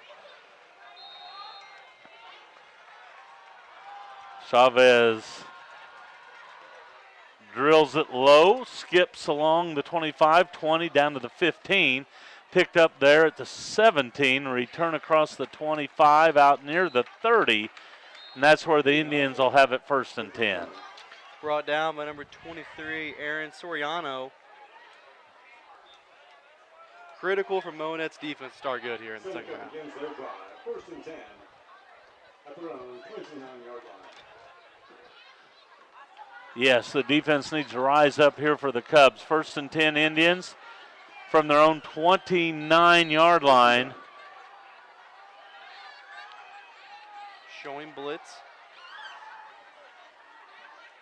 There's a jet sweep from left to right, and the Cubs defense there to make a big play. He's slowing down by number 12, Jake Hoyt. He was able to make a nice stop there for little to no gain. That was Blake Hearn with his first carry, and it goes for, well, no yards. 2nd down and 10. 2nd and 10. Indians come out with 2 receivers wide to the near side. Tight end sets up on the left. Hoover takes the snap. He pitches it late. Flag comes out. And the tailback, Mars, knocked down for a loss on the play. 44, Isaiah Meeks, all over that one, able to make a tackle in the backfield. Holding against the Indians. We'll see what the Cubs do here. There's a loss on the play of about 4. If you decline it, you go to 3rd down. If you accept it, you get 2nd down and farther. Yep. So they're going to decline it and go 3rd and long. I kind of like that idea a little bit better, because you don't gain much from accepting it, and it stays 2nd down for the Indians. Yeah, a loss of 4, so it's 3rd and 14. And we've seen what Morris can do in that situation where they give him the ball and let him work when it's 2nd down. 3rd and 14 at the Seneca 25. So the Cubs with a chance here. Out of the shotgun, Hoover flips it to the left, has his receiver who's knocked down short of the 1st down. That was caught by Olsen. He's brought down by number 22, Connor Pointer, bringing up 4th and short for the Indians. They needed 14. They got 13. I believe the offense is staying on the field here for Seneca. Critical play for the Cubs defense here. A stop would be huge to get the offense good field position. In the first half, the quarterback kept it himself on plays like that. And here he goes again, and he'll have the 1st down and a whole bunch more as he gets into Cubs territory. He's brought out of bounds by number 11, Marcus Young. Hoover did a great job there getting forward and getting the first down and a lot more yardage for the Indians. Gain of 17, and the Indians have a first down. That's their bread and butter on short yardage. And when you have an offensive line like the Indians and an athletic quarterback and an athletic running back like that, if it's 4th and short, you can pretty much bet they're going for it. They have it 1st and 10 at the Cubs 45. And here's Mars with it, off right guard, plowing forward to the Cub 41 for a gain of 4.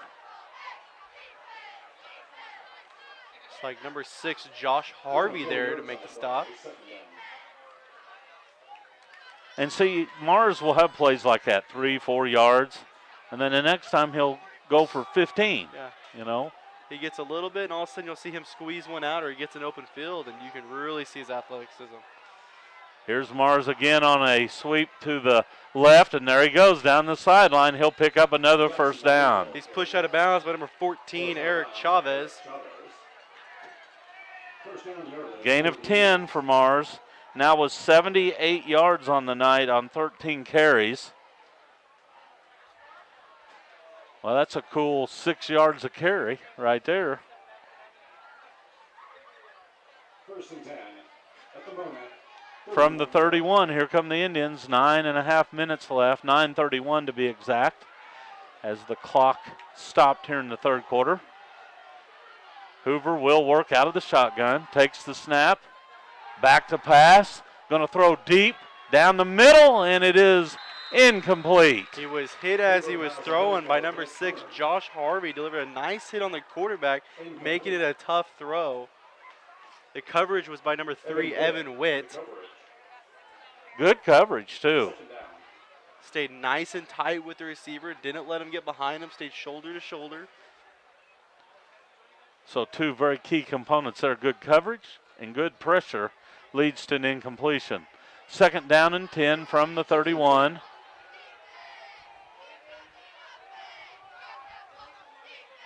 Quarterback sweep. He'll run it himself to the 30. Still on his feet to the 25. Breaks a tackle and will be close to a first down, but a flag comes out late. This could very well be a hold against the Indians. He's brought down by a host of Cubs right around the line to gain. Let's see what the flag is. I think it's a hold thrown by the umpire. Defense. I think that's a holding on the offense. Yeah. There we go. There it is. Holding against the offense. So a 10-yard penalty from the spot.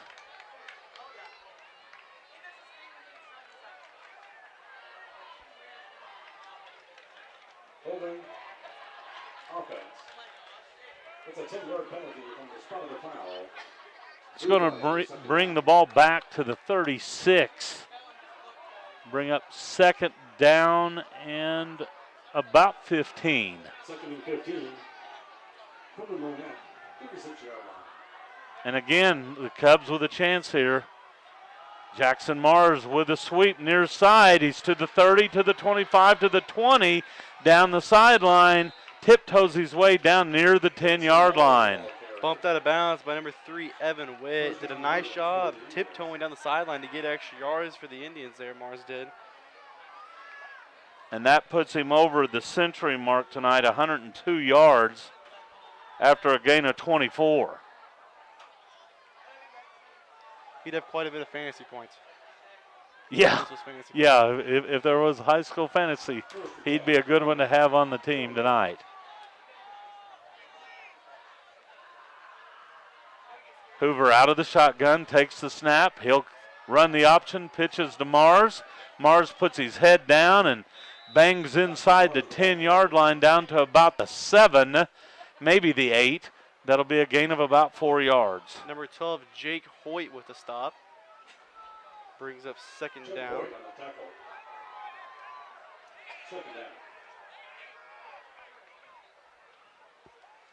2nd down and a long 5. We'll call it 2nd and 6.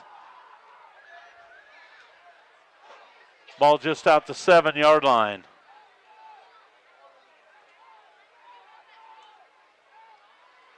Here's Mars again. To the right he goes, up the middle, touchdown. We'll call it a 7-yard touchdown run for Jackson Mars. Cubs were having miscommunication there on their defense, and the Indians were able to take advantage of it.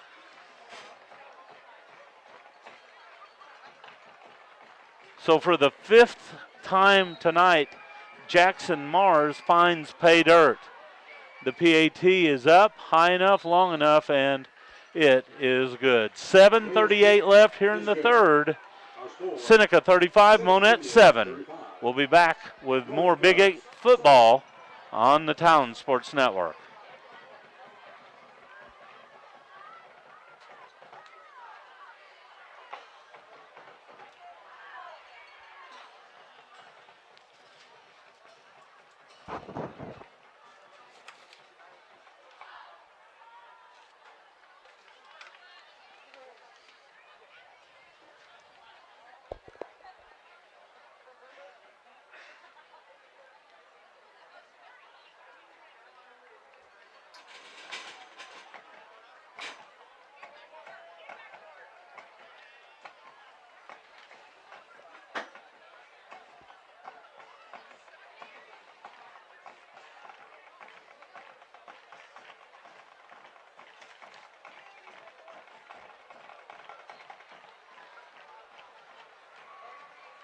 Enoch Miller to kick off for the Seneca Indians. Marcus Young and Ian Hildebrand deep to return. Back to action at Burl Fowler. The Cubs with a big return on the kickoff that could go the distance down the sideline. Marcus Young finally dropped as he steps out at the 25-yard line. That's a return of nearly 60 yards. He's brought down by number 87, Jordan Allen, after a very nice kickoff return for the Cubs. Yeah, the best return that they've had, I believe, this season. Well, you had the Jake Hoyt kickoff return for a touchdown. Sorry, you're right. You're absolutely right. How about second best? Second best. Okay, but a great return that gives the Cubs outstanding field position at the 25.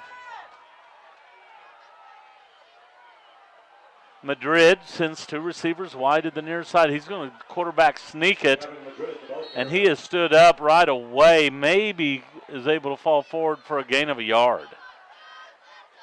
That Seneca defensive line does a nice job up front. 67, Jacob Graviner in there for the stop for the Indians.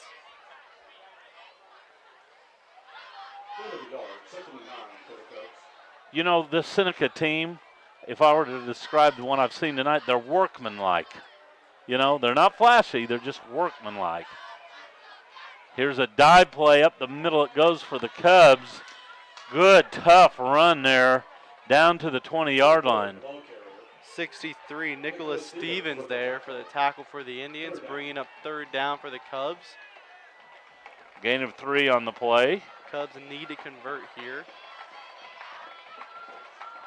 Hoyt now up to 32 yards in the contest. Madrid will work under center, takes the snap, and he'll give to Hoyt. Up the middle he goes and is tripped up inside the 5-yard line. If he could have just stayed on his feet there, he would have went the distance, but he was tripped up and he fell in for first and goal. Let's see if the Cubs can punch it in here. They're going quickly to the line, no huddle. First and goal from the 4, following another Sonic first down. Could see the quarterback sneak here. Madrid will give to Hoyt. A flag comes out. Oh, no. Cubs were able to get it down to the 1, and this is going to cost them 5 critical yards. They went no huddle and were not able to capitalize. Well, they got in a hurry. They got to the line in a hurry, and they didn't get set. Yeah. So there was a legal shift. 2 guys were in motion at the snap. Illegal shift, offense, a 5-yard penalty, replay. So now it's first and goal from the 9. We'll see if the Cubs can overcome here. First and goal. Trying to answer back.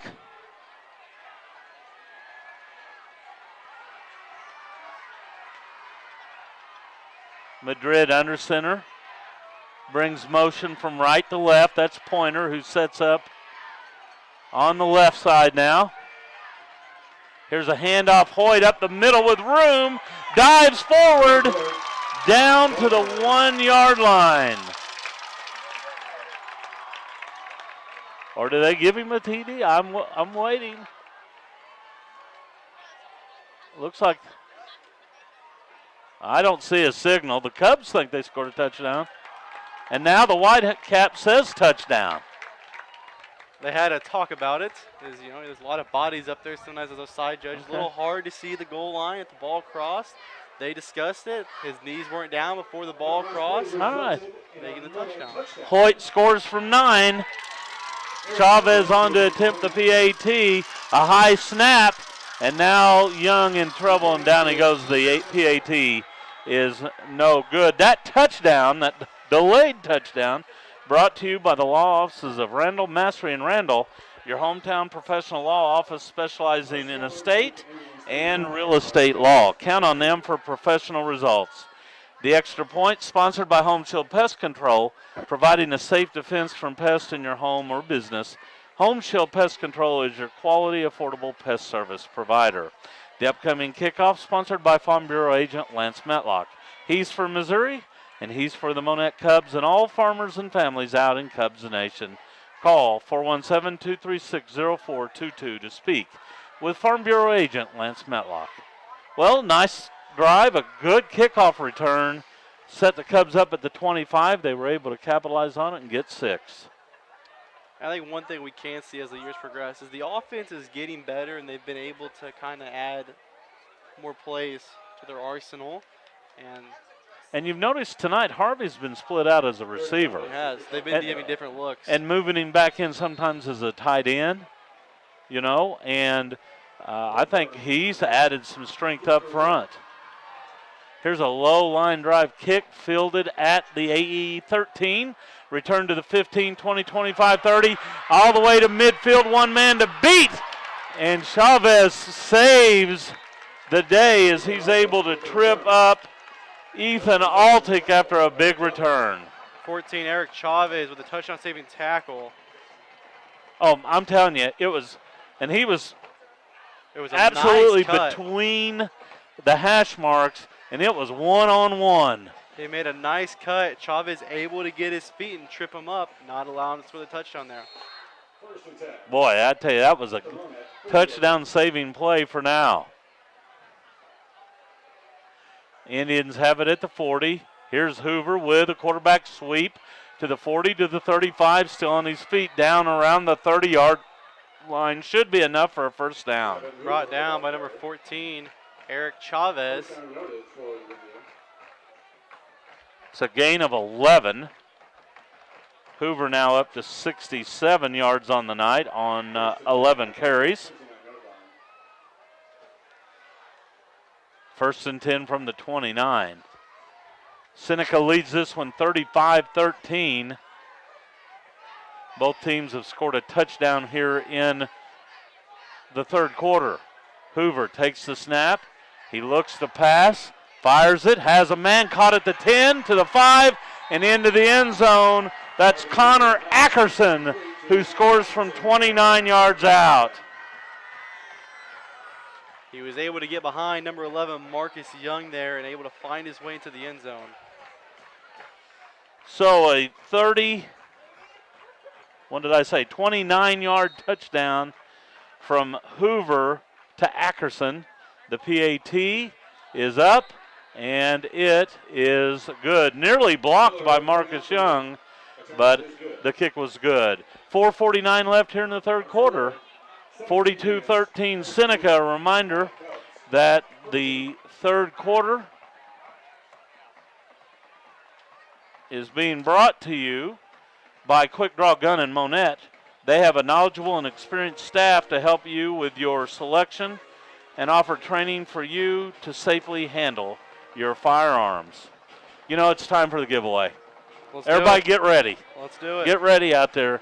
Now I want to tell you right now, here's what the prize is, okay? The prize is a 2016 Misha Show Me Bowl program and the official Monett Maryville team poster. And there weren't very many of those. I was able to collect a couple. I gave them back to the station for giveaways. And tonight, if you're the first person to call in and say the word champs, you will receive those 2 nice prizes. The number 417-489-2277. 489-2277. Folks, it's a cool prize, I'm just saying. Kickoff back to the 5, a nice return, back and forth we go. Here's Hildebrand, and he might go the distance. 30, 25, 20, 15, 10, 5, touchdown.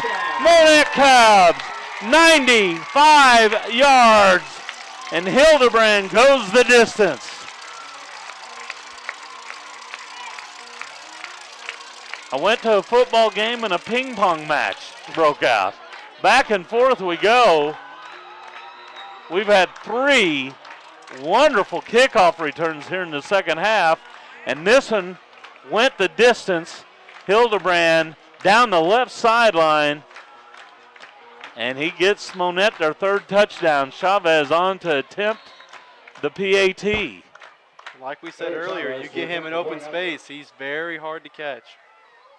Snap back, ball down, the kick up. It's high enough, it's long enough, and it is good. That touchdown brought to you by the law offices of Randall, Mastery and Randall, your hometown professional law office specializing in estate and real estate law. The successful extra point brought to you by Home Shield Pest Control, providing a safe defense from pests in your home or business. Home Shield Pest Control is your quality, affordable pest service provider. The upcoming kickoff, sponsored by Farm Bureau agent Lance Matlock. He's for Missouri, and he's for the Monett Cubs. He's also for all the farmers and families out in Cubs Nation. Wow, 42-20. Quick answer. It was a quick answer. Hildebrand fielded that one, took off down the hash mark, and then angled to the near sideline, made really about 1 or 2 guys miss at about the 40, and then took it the rest of the way and really just outraced everybody, showcasing his outstanding speed. Well, we had a nice return by Young, and then Seneca followed it up with a nice return of their own, and then Hildebrand follows it up with a kickoff return for a touchdown. Yeah, Hildebrand trumped them all at this point with a 95-yarder. Chavez to kick it away. A low line drive squib kick, fielded at the 15. And he went down on his knee as he fielded it, so he's not going to take that one back. Altic went down to his knee when he got it at the 15, and that's where the Indians will have it.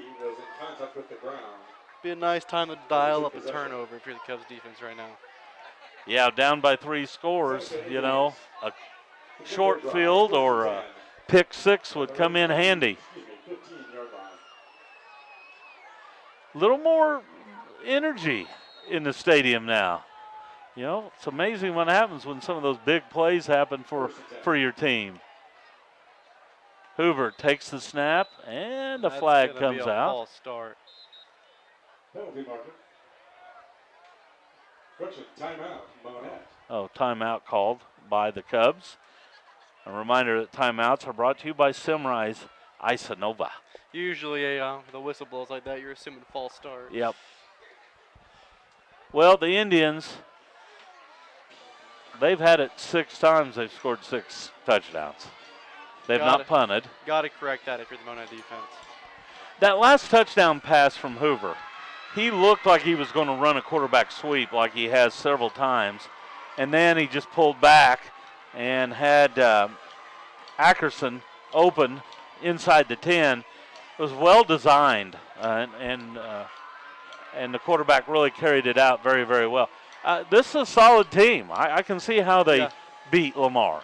You know, they're a good team. And they're a physical team as well, which is one thing you have to do to beat Lamar, like we talked about 2 weeks ago. But I like the fact that Monett has 20 on the board, too. They do. You know, as you said, their offense is getting it. They're getting better. And helps to have a special teams touchdown in there as well. Hoover out of the shotgun, takes the snap. He'll hand to Jackson Mars. Cubs defense all over Jackson this time as he's knocked down at the line of scrimmage. 75, Porter Reed. Number 6, Josh Harvey. And number 12, Jake Hoyt, all in there for the stop. No gain on the play, 2nd and 10. We'll see if the Cubs can maintain the momentum now. 2 receivers split wide left. Hoover will run quarterback sweep across the 15, across the 20, and dives across the 25 for a gain of 11 and a first down. Brought down by number 3, Evan Witt. In his last 3 carries, Hoover's gone for 17, 11, and 11. Ripping off pretty good chunks of yardage. 1st and 10 from the 26. Seneca, 26-yard line. Hoover takes the snap. He'll give to Mars, running left side. Stood up after a short gain. Out to the 29 for a gain of 2. 26, Ryan Withnell. And number 77, Isaac Tickner, in there for the stop.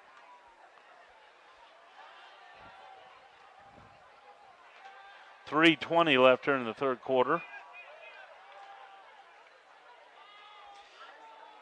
You know, if you look after the first 3 possessions of the game, it's been pretty even score-wise after those first 3 possessions. You know, you're absolutely right. It has been back and forth. 2nd down and 7 from the 29. Hoover calls his own number. Nice sidestep at the line of scrimmage, and he's able to pick up the first down, a gain of 8. Number 12, Jake Hoyt, there to bring him down, but not before he was able to pick up the first down for the Indians. Well, that's their 18th first down. They move the ball very well. And they do a great job running it, and when you go to sell out the run, all of a sudden they pull it back and they throw it. I'm interested to see who won the prize, the giveaway.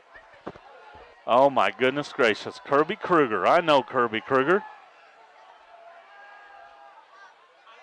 Here's a handoff. Mars running right side across the 40 out to the 45. That'll be a gain of 7 yards.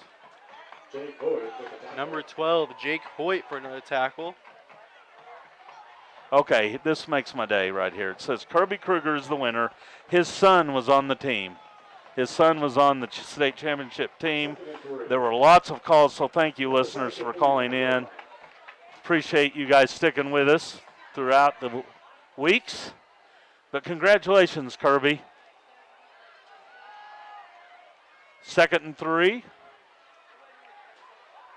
Quarterback with it himself. He'll have another first down into Cub territory, down to the Cub 44. 22, Connor Pointer there to bring him down. First down yardage for the Indians. Clock rolls inside, 2 minutes left here in the 3rd quarter, which is brought to you tonight by Quick Draw Gun right here in Monett.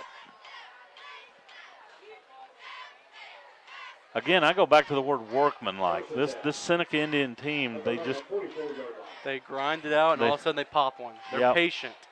Very patient. 1st and 10 from the 44. This one's going to be a penalty on the Indians. Illegal procedure, false start.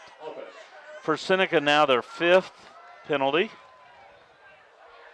The Cubs have been whistled for 3 tonight. And I'm sure that was a point of emphasis this week.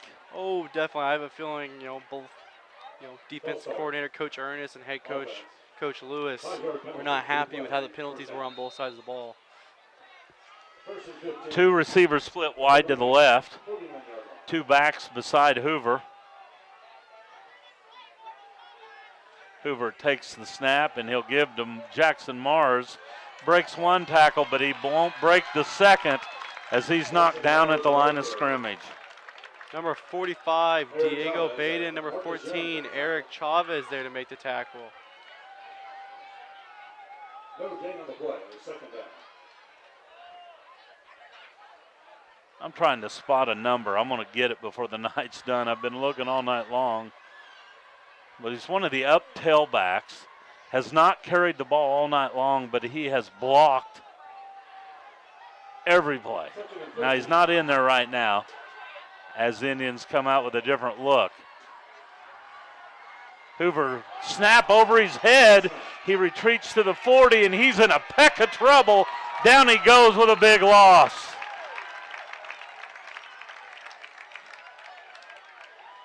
Looks like number 6, Josh Harvey, and number 72, Alex Meisner in there for the huge stop for the Cubs. It's a huge loss, and now it brings up 3rd and very long for the Indians. And that will take us to the end of the 3rd quarter, which was brought to you by Quick Draw Gun in Monett.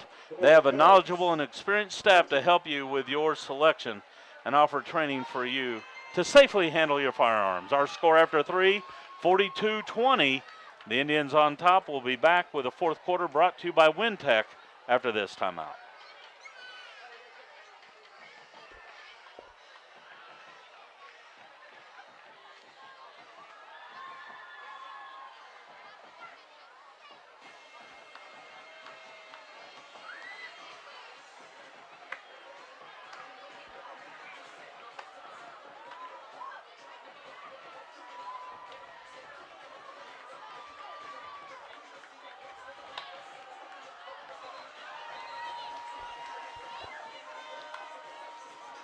Back at Burl Fowler, final 12 put up on the board. Congratulations again to Kirby Kruger, the winner of tonight's special giveaway. And I know, Kirby, if you're still listening out there, you're going to really enjoy that. It will be a collector's item for you and your son for years to come. 3rd in a bundle here for the Indians from their own 39. Hoover back to pass. He winds up, throws deep, has a man, and it's caught inside the Cub 40, short of the first down. Brought down by number 3, Evan Witt. Just gave a little bit too much of a cushion there, and they would pick up a big gain. Gain of 24. That'll bring up 4th and short, and the Indians are going to leave that offense on the field. They like to use Hoover in these situations, but you can't just sell it on him before he gives it to Mars. Boy, I tell you, they're within 3 yards here. They have it at the Cub 37. They need to get it to the 34. It looks like it'll be a direct snap to Hoover, I'd imagine. Actually, it's direct to Mars, yep. And Mars will pick up the first down. Brought down by Connor Pointer, number 22. He had 2 lead blockers there in the backfield with him.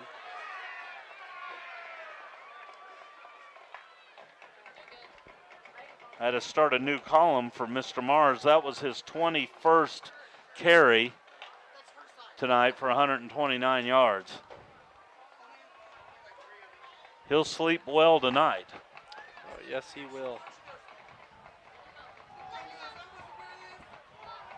1st and 10. Indians picked up their 20th first down of the contest. Hoover back to pass, has a man wide open on the sideline, and it is complete down to the 10-yard line. Number 3, Evan Witt there to bring him down out of bounds. And 22, I believe, is that back you're talking about, the backfield that usually lead blocks, and there they just kind of snuck him out on the outside. A gain of 20. Trying to say, yeah, that was Morgan Vaughn. You're exactly right. So he got his hands on the ball and picked up 20 yards. Well deserved for him. He's been blocking his tail off all night. Hoover takes the snap. He'll keep it himself inside the 10. Kind of backpedals his way down to about the 8 for a gain of 3. Brought down by number 45, Diego Baden.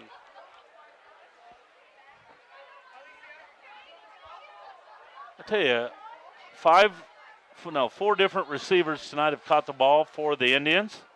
All have contributed rather big plays. 2nd down and 7 from the 8-yard line.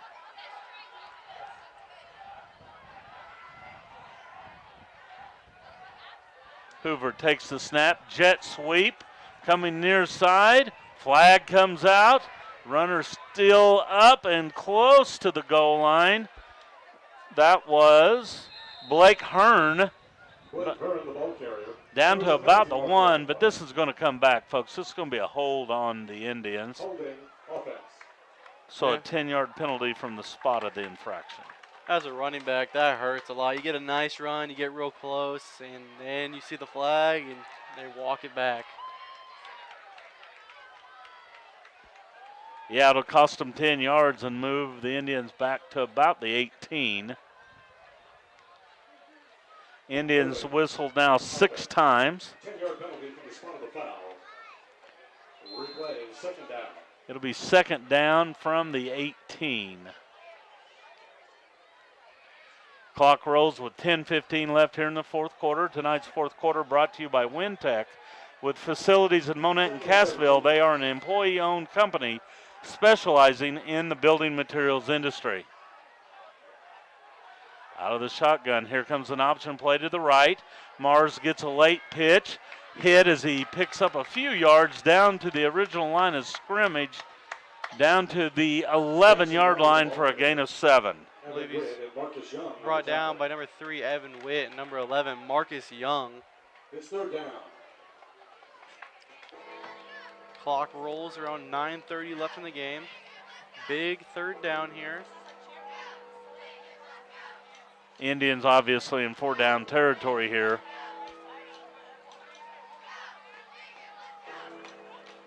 Receiver, Ackerson wide to the right. A whistle stops action here. I believe timeout called by the Cubs. And timeout sponsored by Simrise Isanova. They are now hiring, so for more information go to isanovatech.com and click on the careers tab. It would be wonderful to see the Cubs come up with a big stop here. Absolutely, it would. Get to see some momentum before this game ends. Maybe put another one in. Make it a closer ball game before it finishes. 42-20 our score. Indians got out to a quick, early, big lead, but the Cubs have fought in this game, and back and forth we've gone since really the start of the second quarter. Yes, and Cassville striking again, making the lead a little bit lower for Matt County. Matt County now leads 21-14 over Cassville in the third quarter. Cassville having a good rebound season. They are. And if they can come up with a upset against Mac, that would really propel them into the second half of the season. We've hit the halfway point tonight, by the way.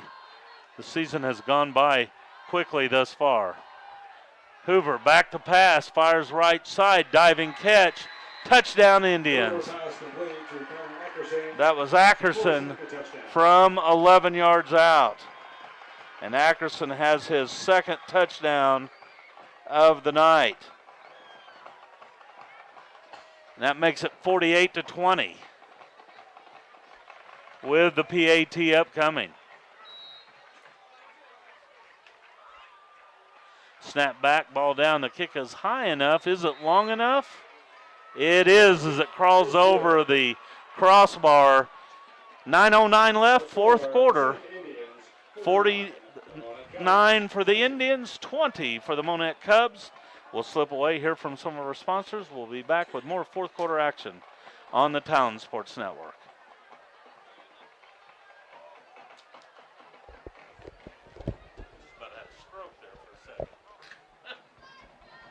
Maybe we'll run it back again. Maybe we'll run it back again. Okay, I better get on that.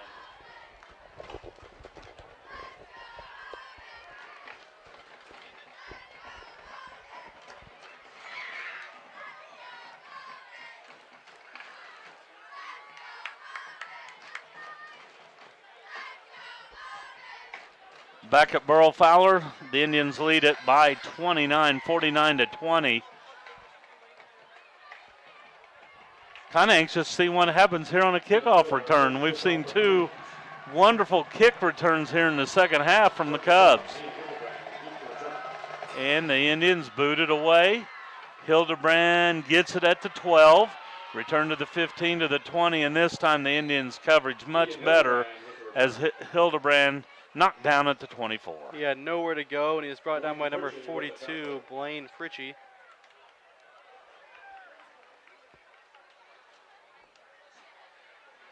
Well, obviously, the rest of this game is as much about next week as it is this week. You want to build momentum going into next week, get the confidence up, make it a close game. Seneca's been a very good team all year, and they've had a lot of big wins. They've been able to put up a lot of points. Monett's moved the ball very well on them and scored the ball effectively.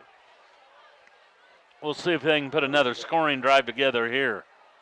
Madrid takes the snap and gives to his tailback. I believe that was Hoyt.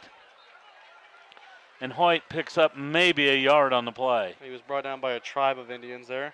Good one. It was Hoyt.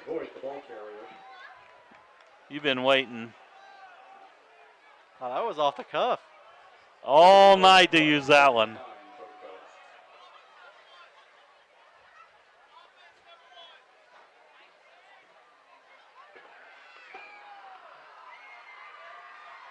Sounds like some fireworks going off. 2nd down and 9 for the Cubs from the 25-yard line. Madrid resets a couple of his receivers. And again, he gives to Hoyt up the middle, who breaks a number of tackles and is able to get close to a 1st down. He was just tripped up there. Looked like he had a crease to go, but they held on to him. Cubs pick up a 1st down, brought to you by Sonic Drive-In. Come in after the game tonight for a burger, tots, and maybe an ice-cold cherry limeade. Cubs with 10 1st downs now.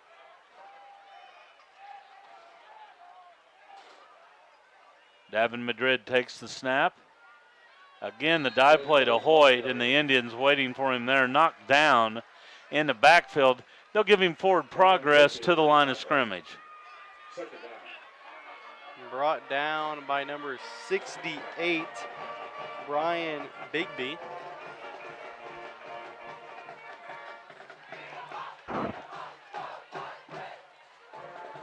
Second and 10, the clock rolls with 7:20 left here in the 4th quarter. Again, 4th quarter brought to you by Wintech in Monett and Cassville.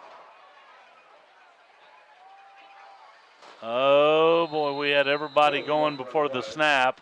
This is going to be a false start on the Cubs, their 4th penalty tonight for 20 yards. It's going to bring up 2nd down and 15. Offense. 5-yard penalty, replay, 2nd down. A reminder that in the postgame tonight, we will name player or players of the game, sponsored by Walmart. So stay tuned for that. 2nd down, 15. Davin Madrid under center, back to pass, has time, throws left side, Pointer, and it's off his hands and incomplete. That was a well-thrown ball, and Pointer just not able. Now a tough catch because he's looking over his outside shoulder, but it falls incomplete. Dominic Wheeler, number 31, with the coverage for the Indians. 3rd down. But Pointer had all the room. It's just like you say, it's hard when you're looking over your shoulder like that, trying to reel the ball in. Especially as your hands get sweaty as the game goes on, it can get tough. Well, and on that type of play, you think about looking over your inside shoulder, but the ball was thrown to the outside. Just it was perfectly thrown. And when you're running like that full speed, it makes it even harder. 3rd down and 15. Madrid back to pass again, pump fake, throws deep left side. This one is incomplete, nearly intercepted, and it falls to the turf. And that's number 11, Ethan Altick there. Almost intercepted the ball. Was not able to reel it in. Cubs now face 4th and 15, and the punt unit onto the field. Cubs have only punted twice tonight. This will be their 3rd punt. One covered 31 yards, the other one covered 16. Line of scrimmage is the 29. The Indians have no one back. And the kick is away. Takes a Monett Cub bounce inside the 40, down inside the 35 to the 34-yard line. 36-yard punt. Well, that would have been nice to have a rugby-style kick there. You'd have got about another 30 yards of bounce. Absolutely. Yeah. Indians lead at 49-20 here. You checking any other area scores? Trying to. All right. If you can put them anytime you want to, if you have any that are noteworthy. Lamar beats East Newton 56-6. Patriots able to get on the board. Good for East Newton. Webb City 34, Ozark 20. Here's a handoff up the middle. Cubs defense ready. Porter Reed with the stop there from Monett. No gain on the play. 2nd and 10. I believe a new back in. Marshfield now leads 19-13 over Reed Springs. Hollister 14, Aurora 12. 2nd and 10 here. 2nd and 10.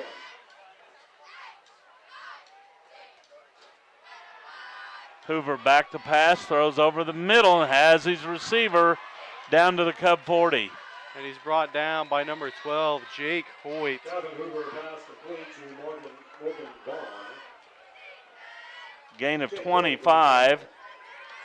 First down yardage for the Indians. And again, that was Vaughn. Came out of the backfield. He's had 2 catches for 45 yards.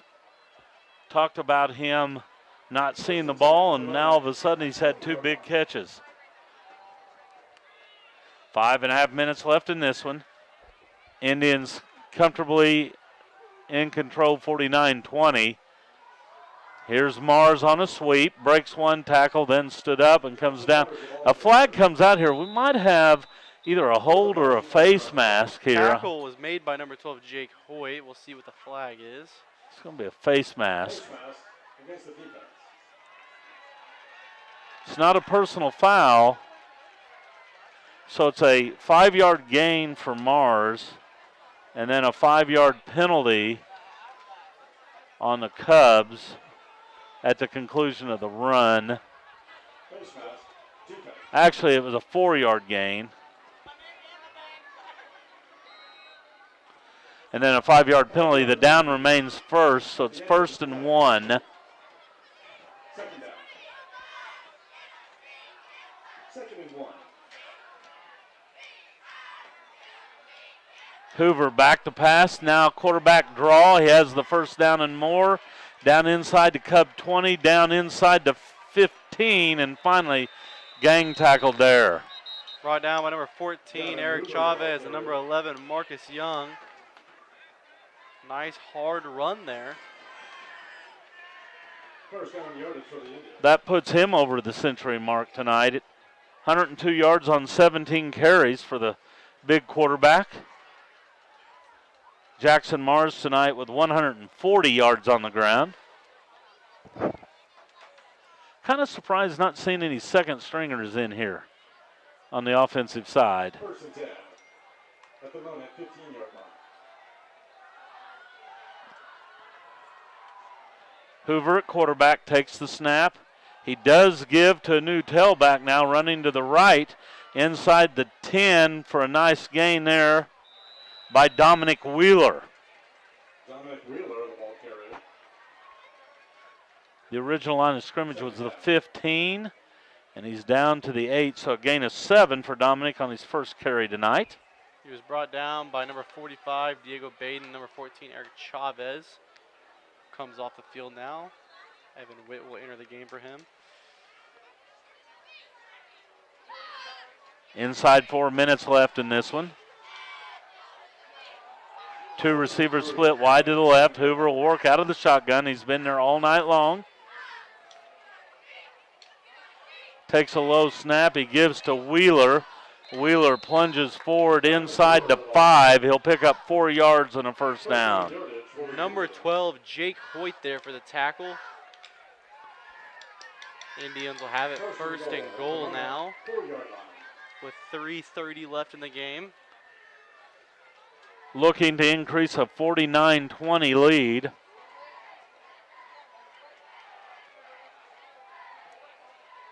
Hoover takes the snap. He'll keep it himself. Runs right side, falls forward. Touchdown, Indians. Hoover from 4 yards out. He scores his first TD of the night. And the lead grows to 55-20 with 3:16 left. PAT upcoming for the Indians. Enoch Miller. The kick is blocked by Marcus Young. Number 11, Marcus Young with the block. He almost had one earlier. He actually overran it before. This time he got it. So the score remains Seneca 55, Monett 20.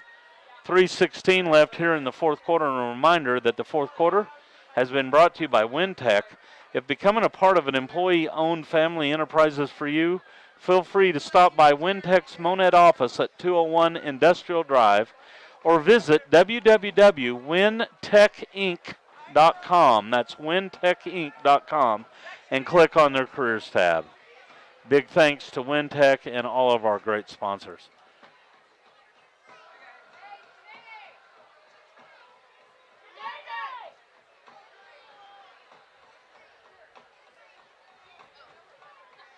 Well, the Seneca Indian fans doing their best rendition of the Kansas City Chiefs fans, I guess. I mean, Florida State had it for Kansas City. You are correct. If you want to go back in tradition. And the Atlanta Braves also do it. They did. They had the chop. Kickoff in the air. Hildebrand retreats to get it at the 8. Return set up to the 10, to the 15. Breaks a tackle to the 20. Loses the ball, but it's scooped up by the Cubs. And a few extra yards out to the 30-yard line. So nearly a turnover there, but the Cubs able to retain possession. Brought down by number 6, Blake Skelton. Not to be confused with Blake Shelton. I've been waiting all night for that, too. Oh, yeah? Yeah, no, I have. And I'm not a country western fan. I'm just not. But I know who Blake Shelton is. He's on TV about every other night. Yeah, that's true. Know. First and 10 Cubs. From the 30. Here's a dive play. Oh, a crushing hit there. He tried a hurdle and he was met in the air. Number 24, Ryan Owens. So Hoyt picks up 2 the hard way. Jake up to 70 yards tonight. Madrid was 62. Inside 2 minutes left. Dive play again to Hoyt, and Hoyt stood up at the line of scrimmage. A flag comes out. 55, Lane Reibner. It's going to be a personal foul. Face mask on the Indians, so that'll be a 15-yard penalty. And it will give the Cubs a first down, which brought to you by Sonic Drive-In. Sonic Drive-In is your first stop after tonight's game. America's Drive-In for more than 60 years. And for those wondering what the difference between face mask penalties are, the 5-yard penalty is when you get the face mask but you don't bring them down by the face mask, and the 15 is if you grab on and bring them down by the face mask. That's what gives you the 15 personal foul. One's a personal foul, yes. One's just an infraction. You know, so, but when they signal personal foul, it's going to be a 15-yard variety. And in this case, it was a personal foul. And the Cubs have it first and 10 at their own 48-yard line. Madrid takes the snap. Again, a dive play up the middle it goes. Indians all over that one. Number 24, Ryan Owens there for the stop. Timeout. Timeout Cubs. That timeout brought to you by Simrise Isanova. 1:16 left in this one. The Indians are going to go to 5-0 on the season. The Cubs 0-5. But the Cubs have really fought hard in this one, especially the last 3 quarters. They have played some pretty good ball on offense. Defense has had a hard time slowing down these Indians. That's the homecoming evening. We hope to see you out here again. Nevada leads Mount Vernon now in the fourth quarter, 30-23. Good game there. Pair of 3-1 teams. Nevada has scored 24 points in the third quarter.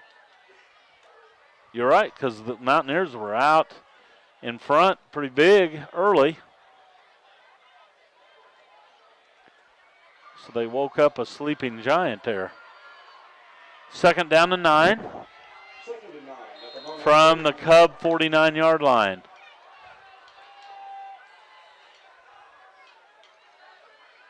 Back to pass is Madrid. He throws it deep right side. Has Hildebrand, who makes a beautiful catch inside the 20. Number 2, Tucker Denning with the coverage for the Indians. Hildebrand did a nice job being able to hang on to that ball. Went into his hands kind of funky. If he could have caught it in stride, he probably would have went the distance. He kind of slowed up mid-route. Yeah, I feel like he thought he was going to slow down, but Madrid had enough air underneath it. That was a gain of 35 yards and a first down brought to you by Sonic Drive-In. Cubs in the red zone at the 16. Madrid back to pass, throws over the middle, has a man pointer off his outstretched hand, incomplete.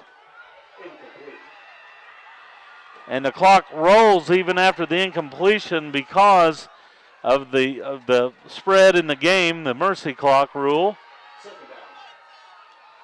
So Madrid quickly to the line of scrimmage, takes the snap, back to pass, looks right, now flush from the pocket and down he goes and a flag comes out. And that's going to take us down to the end of this game, I believe, holding on the Cubs. It's going to be a loss of 3 for Madrid if they take the play.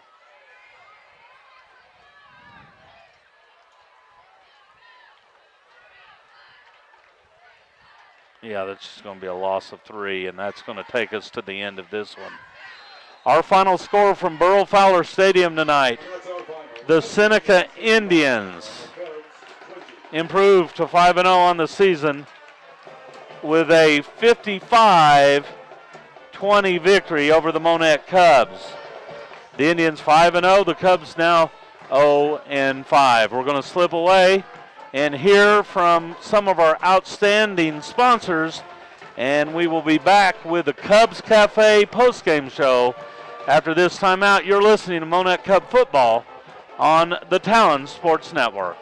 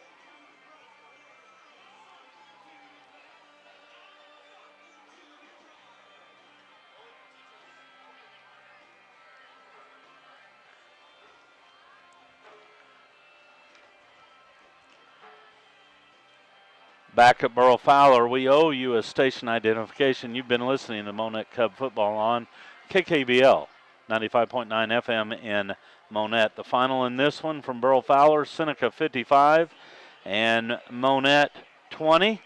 And with a recap of a lengthy scoring summary tonight, here is my broadcast partner, Ryan McCullough. Ryan? Well, we go back to the first quarter. We started off at the 10:42 mark where Mars had a 1-yard touchdown run after Seneca ran a reverse pass on their first play on offense. The extra point was no good. That made the score 6-0 Indians. And then later in the first quarter, at the 3:24 mark, Mars had his second rushing touchdown of the day for 19 yards out. They went for 2 this time, and they were successful, making the score 14-0. And then later on in the second quarter, the 10:27 mark, Mars would have the hat trick from a 2 yards out, striking again. The extra point was good, making it 21-0 Seneca.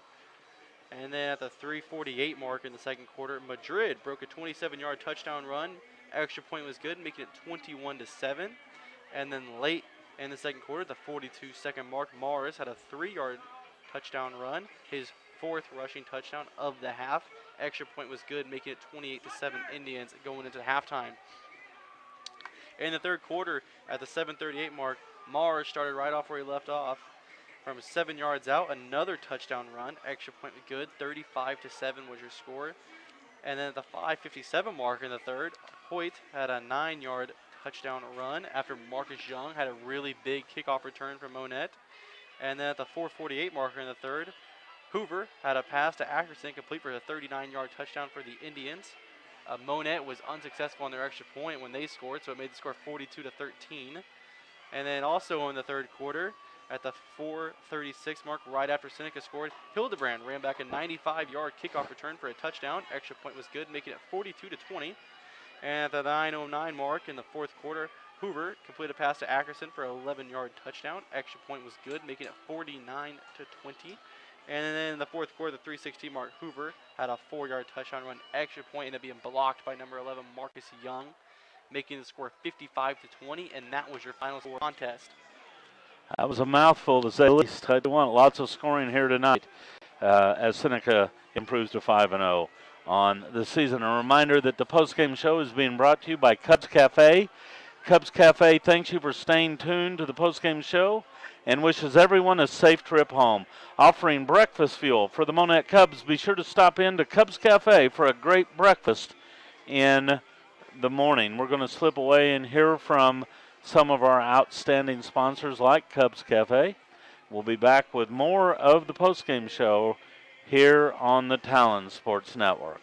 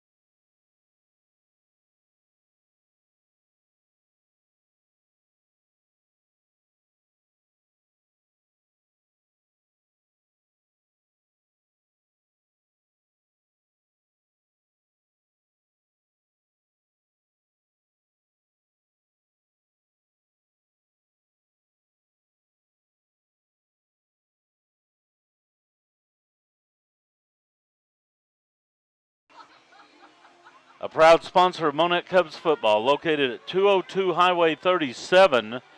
They always have their purple and gold on at Cubs Cafe. Taking a look at post-game stats.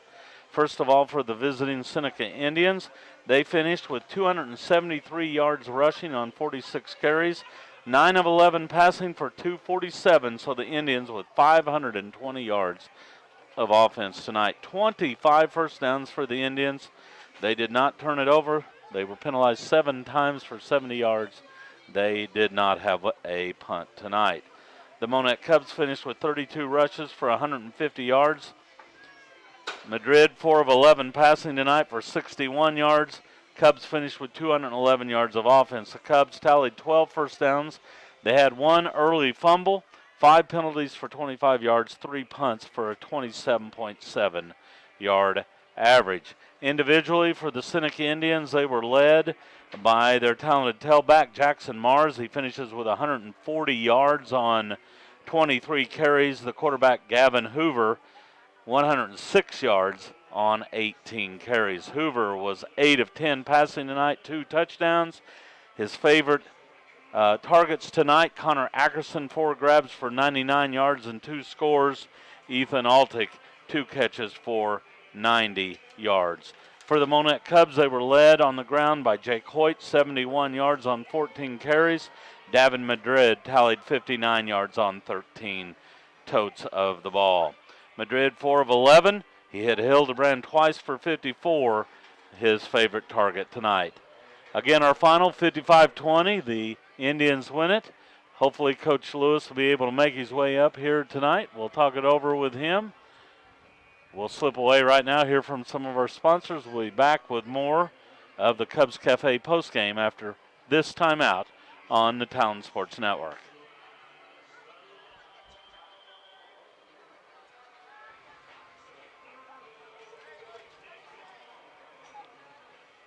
Okay.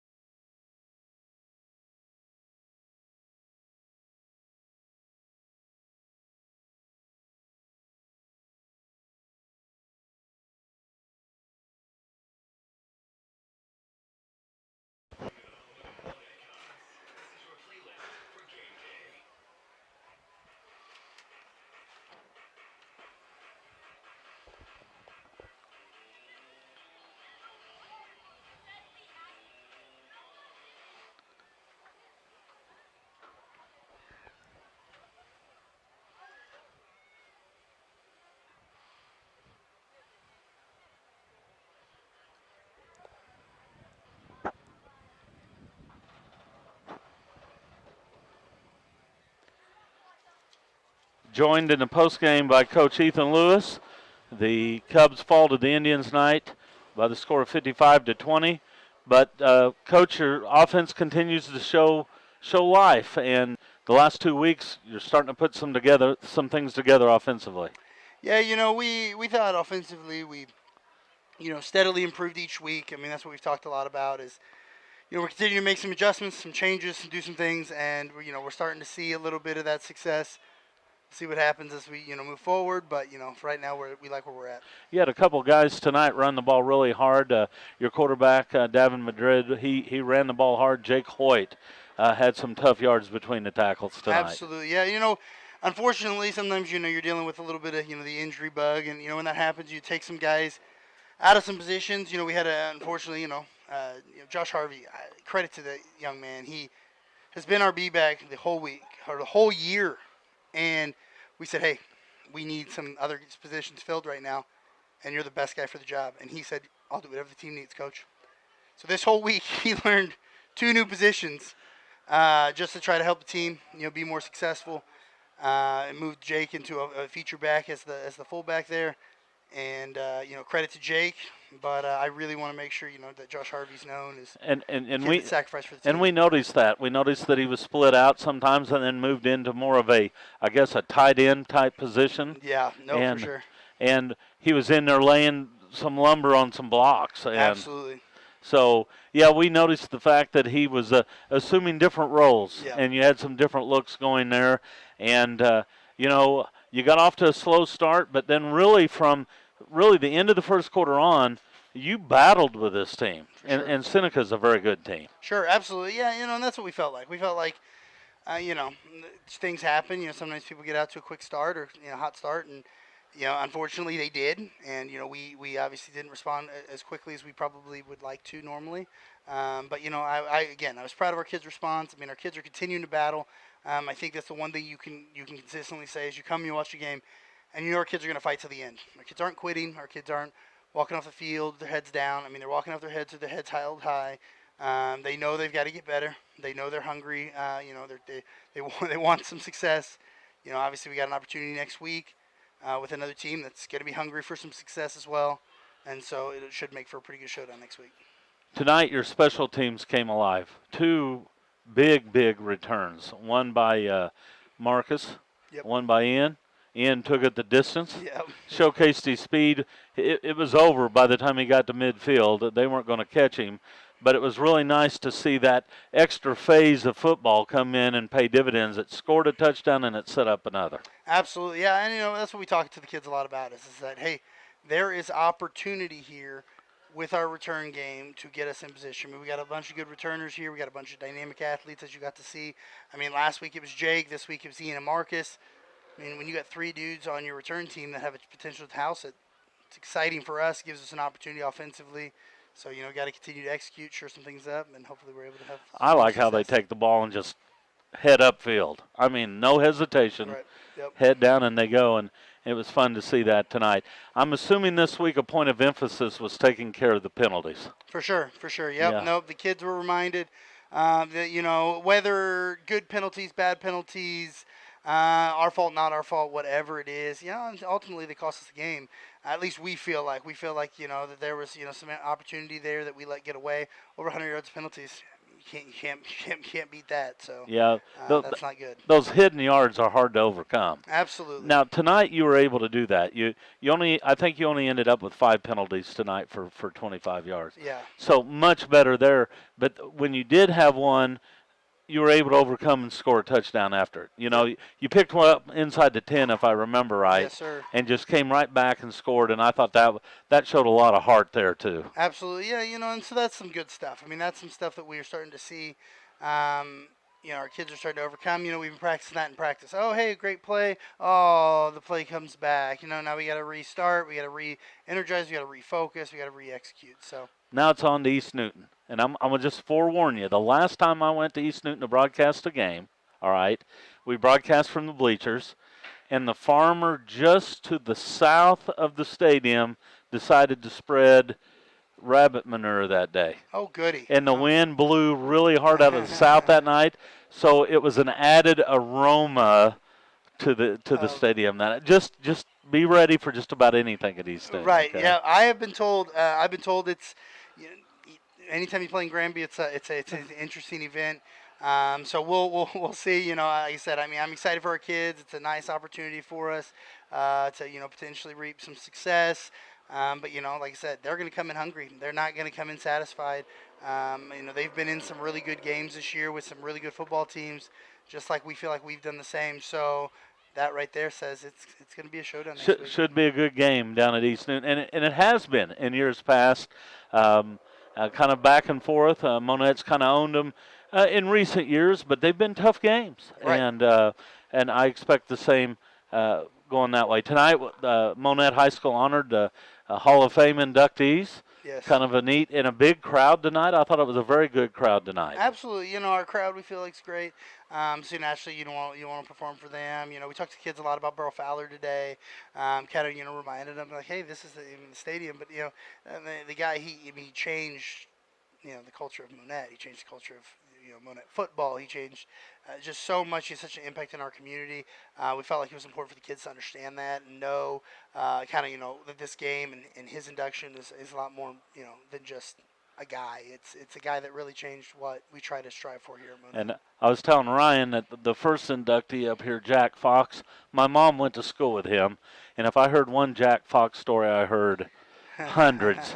There had to be something there, but she didn't go into any other details except that Jack Fox was a tremendous athlete, so it was kind of neat to see him.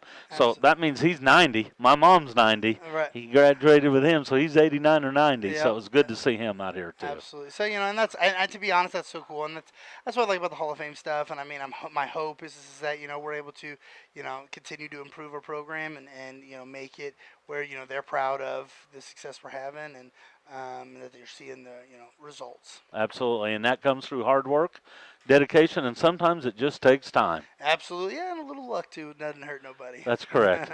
Well, Coach, thank you for coming up here tonight. We'll talk to you next week, hopefully after a victory at East Newton. Sounds good. I appreciate it. Thank you. Coach Lewis joins us here in the postgame. We'll be back to wrap it up after this.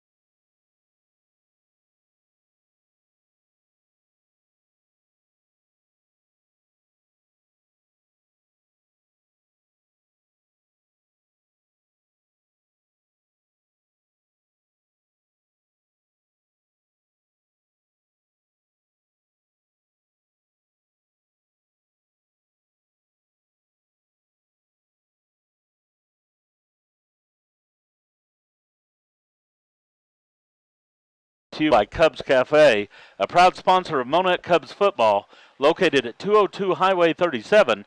They always have their purple and gold on at Cubs Cafe. The score of any contest is generally forgotten over time, but the actions of players, coaches, and fans may leave lasting impressions. The next time you attend a high school game, think of how you'll be remembered. Be sure to choose good sportsmanship. This message brought to you by Access Family Care. Ryan, we're going to take a look at some other area scores if you want to do that. Absolutely. I'll give you some time here to draw those up. Tonight, the Indians defeat the Cubs 55-20 here at Burl Fowler. Other area scores, Ryan is hunting them up right now, and he'll share them with us. Well, right now we have a battle. Webb City has taken over Ozark now. Webb City leads 55-40 late in the fourth quarter. Looking like Webb City's going to pull that one out, surviving a scare. McDonald County puts away Cassville 21-14. Took a nice interception while Cassville was driving late in the game to seal the deal.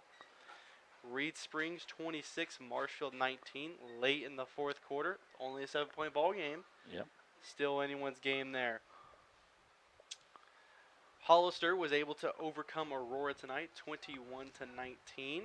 Good game there. Carl Junction was up on Branson. Final score 32-7.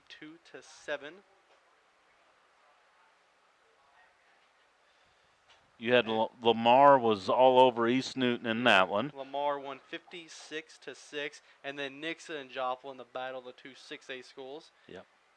49-35. Nixa wins. Wow, Nixa gets, I think, one is their second victory over Joplin in that series. So I was about to say Eagles win, and then I remembered they're both the Eagles. Eagles. That's right. The Nixa Eagles win that one. So the Big Eight remains up in the air, obviously. After it all shakes down after 5, we kept saying we're going to know more after week 3. We're going to know more after week 4. Well, we're no more closer to crowning champs now than we were to start the year. Also, one more score. Nevada defeats Mount Vernon 36-23. Good game there, too. And that takes Mount Vernon to 3-2. Reed Spring will go 4-1, right? Reed Spring won? Yes. So, yeah, it's still up in the air. Lots of good football being played out there. A week from tonight, the Seneca Indians travel to Reed Springs, so that could be a good ball game. Monett travels to East Newton, and one of those teams will get off the snide and get their first victory of the season, and hopefully the Cubs will come home with a road victory. 2 weeks from tonight, I believe, is homecoming here at Monett against McDonald County. I believe you're right. And one thing that we can say we know tonight is after the Cubs got down 21-0, a lot of guys would have folded.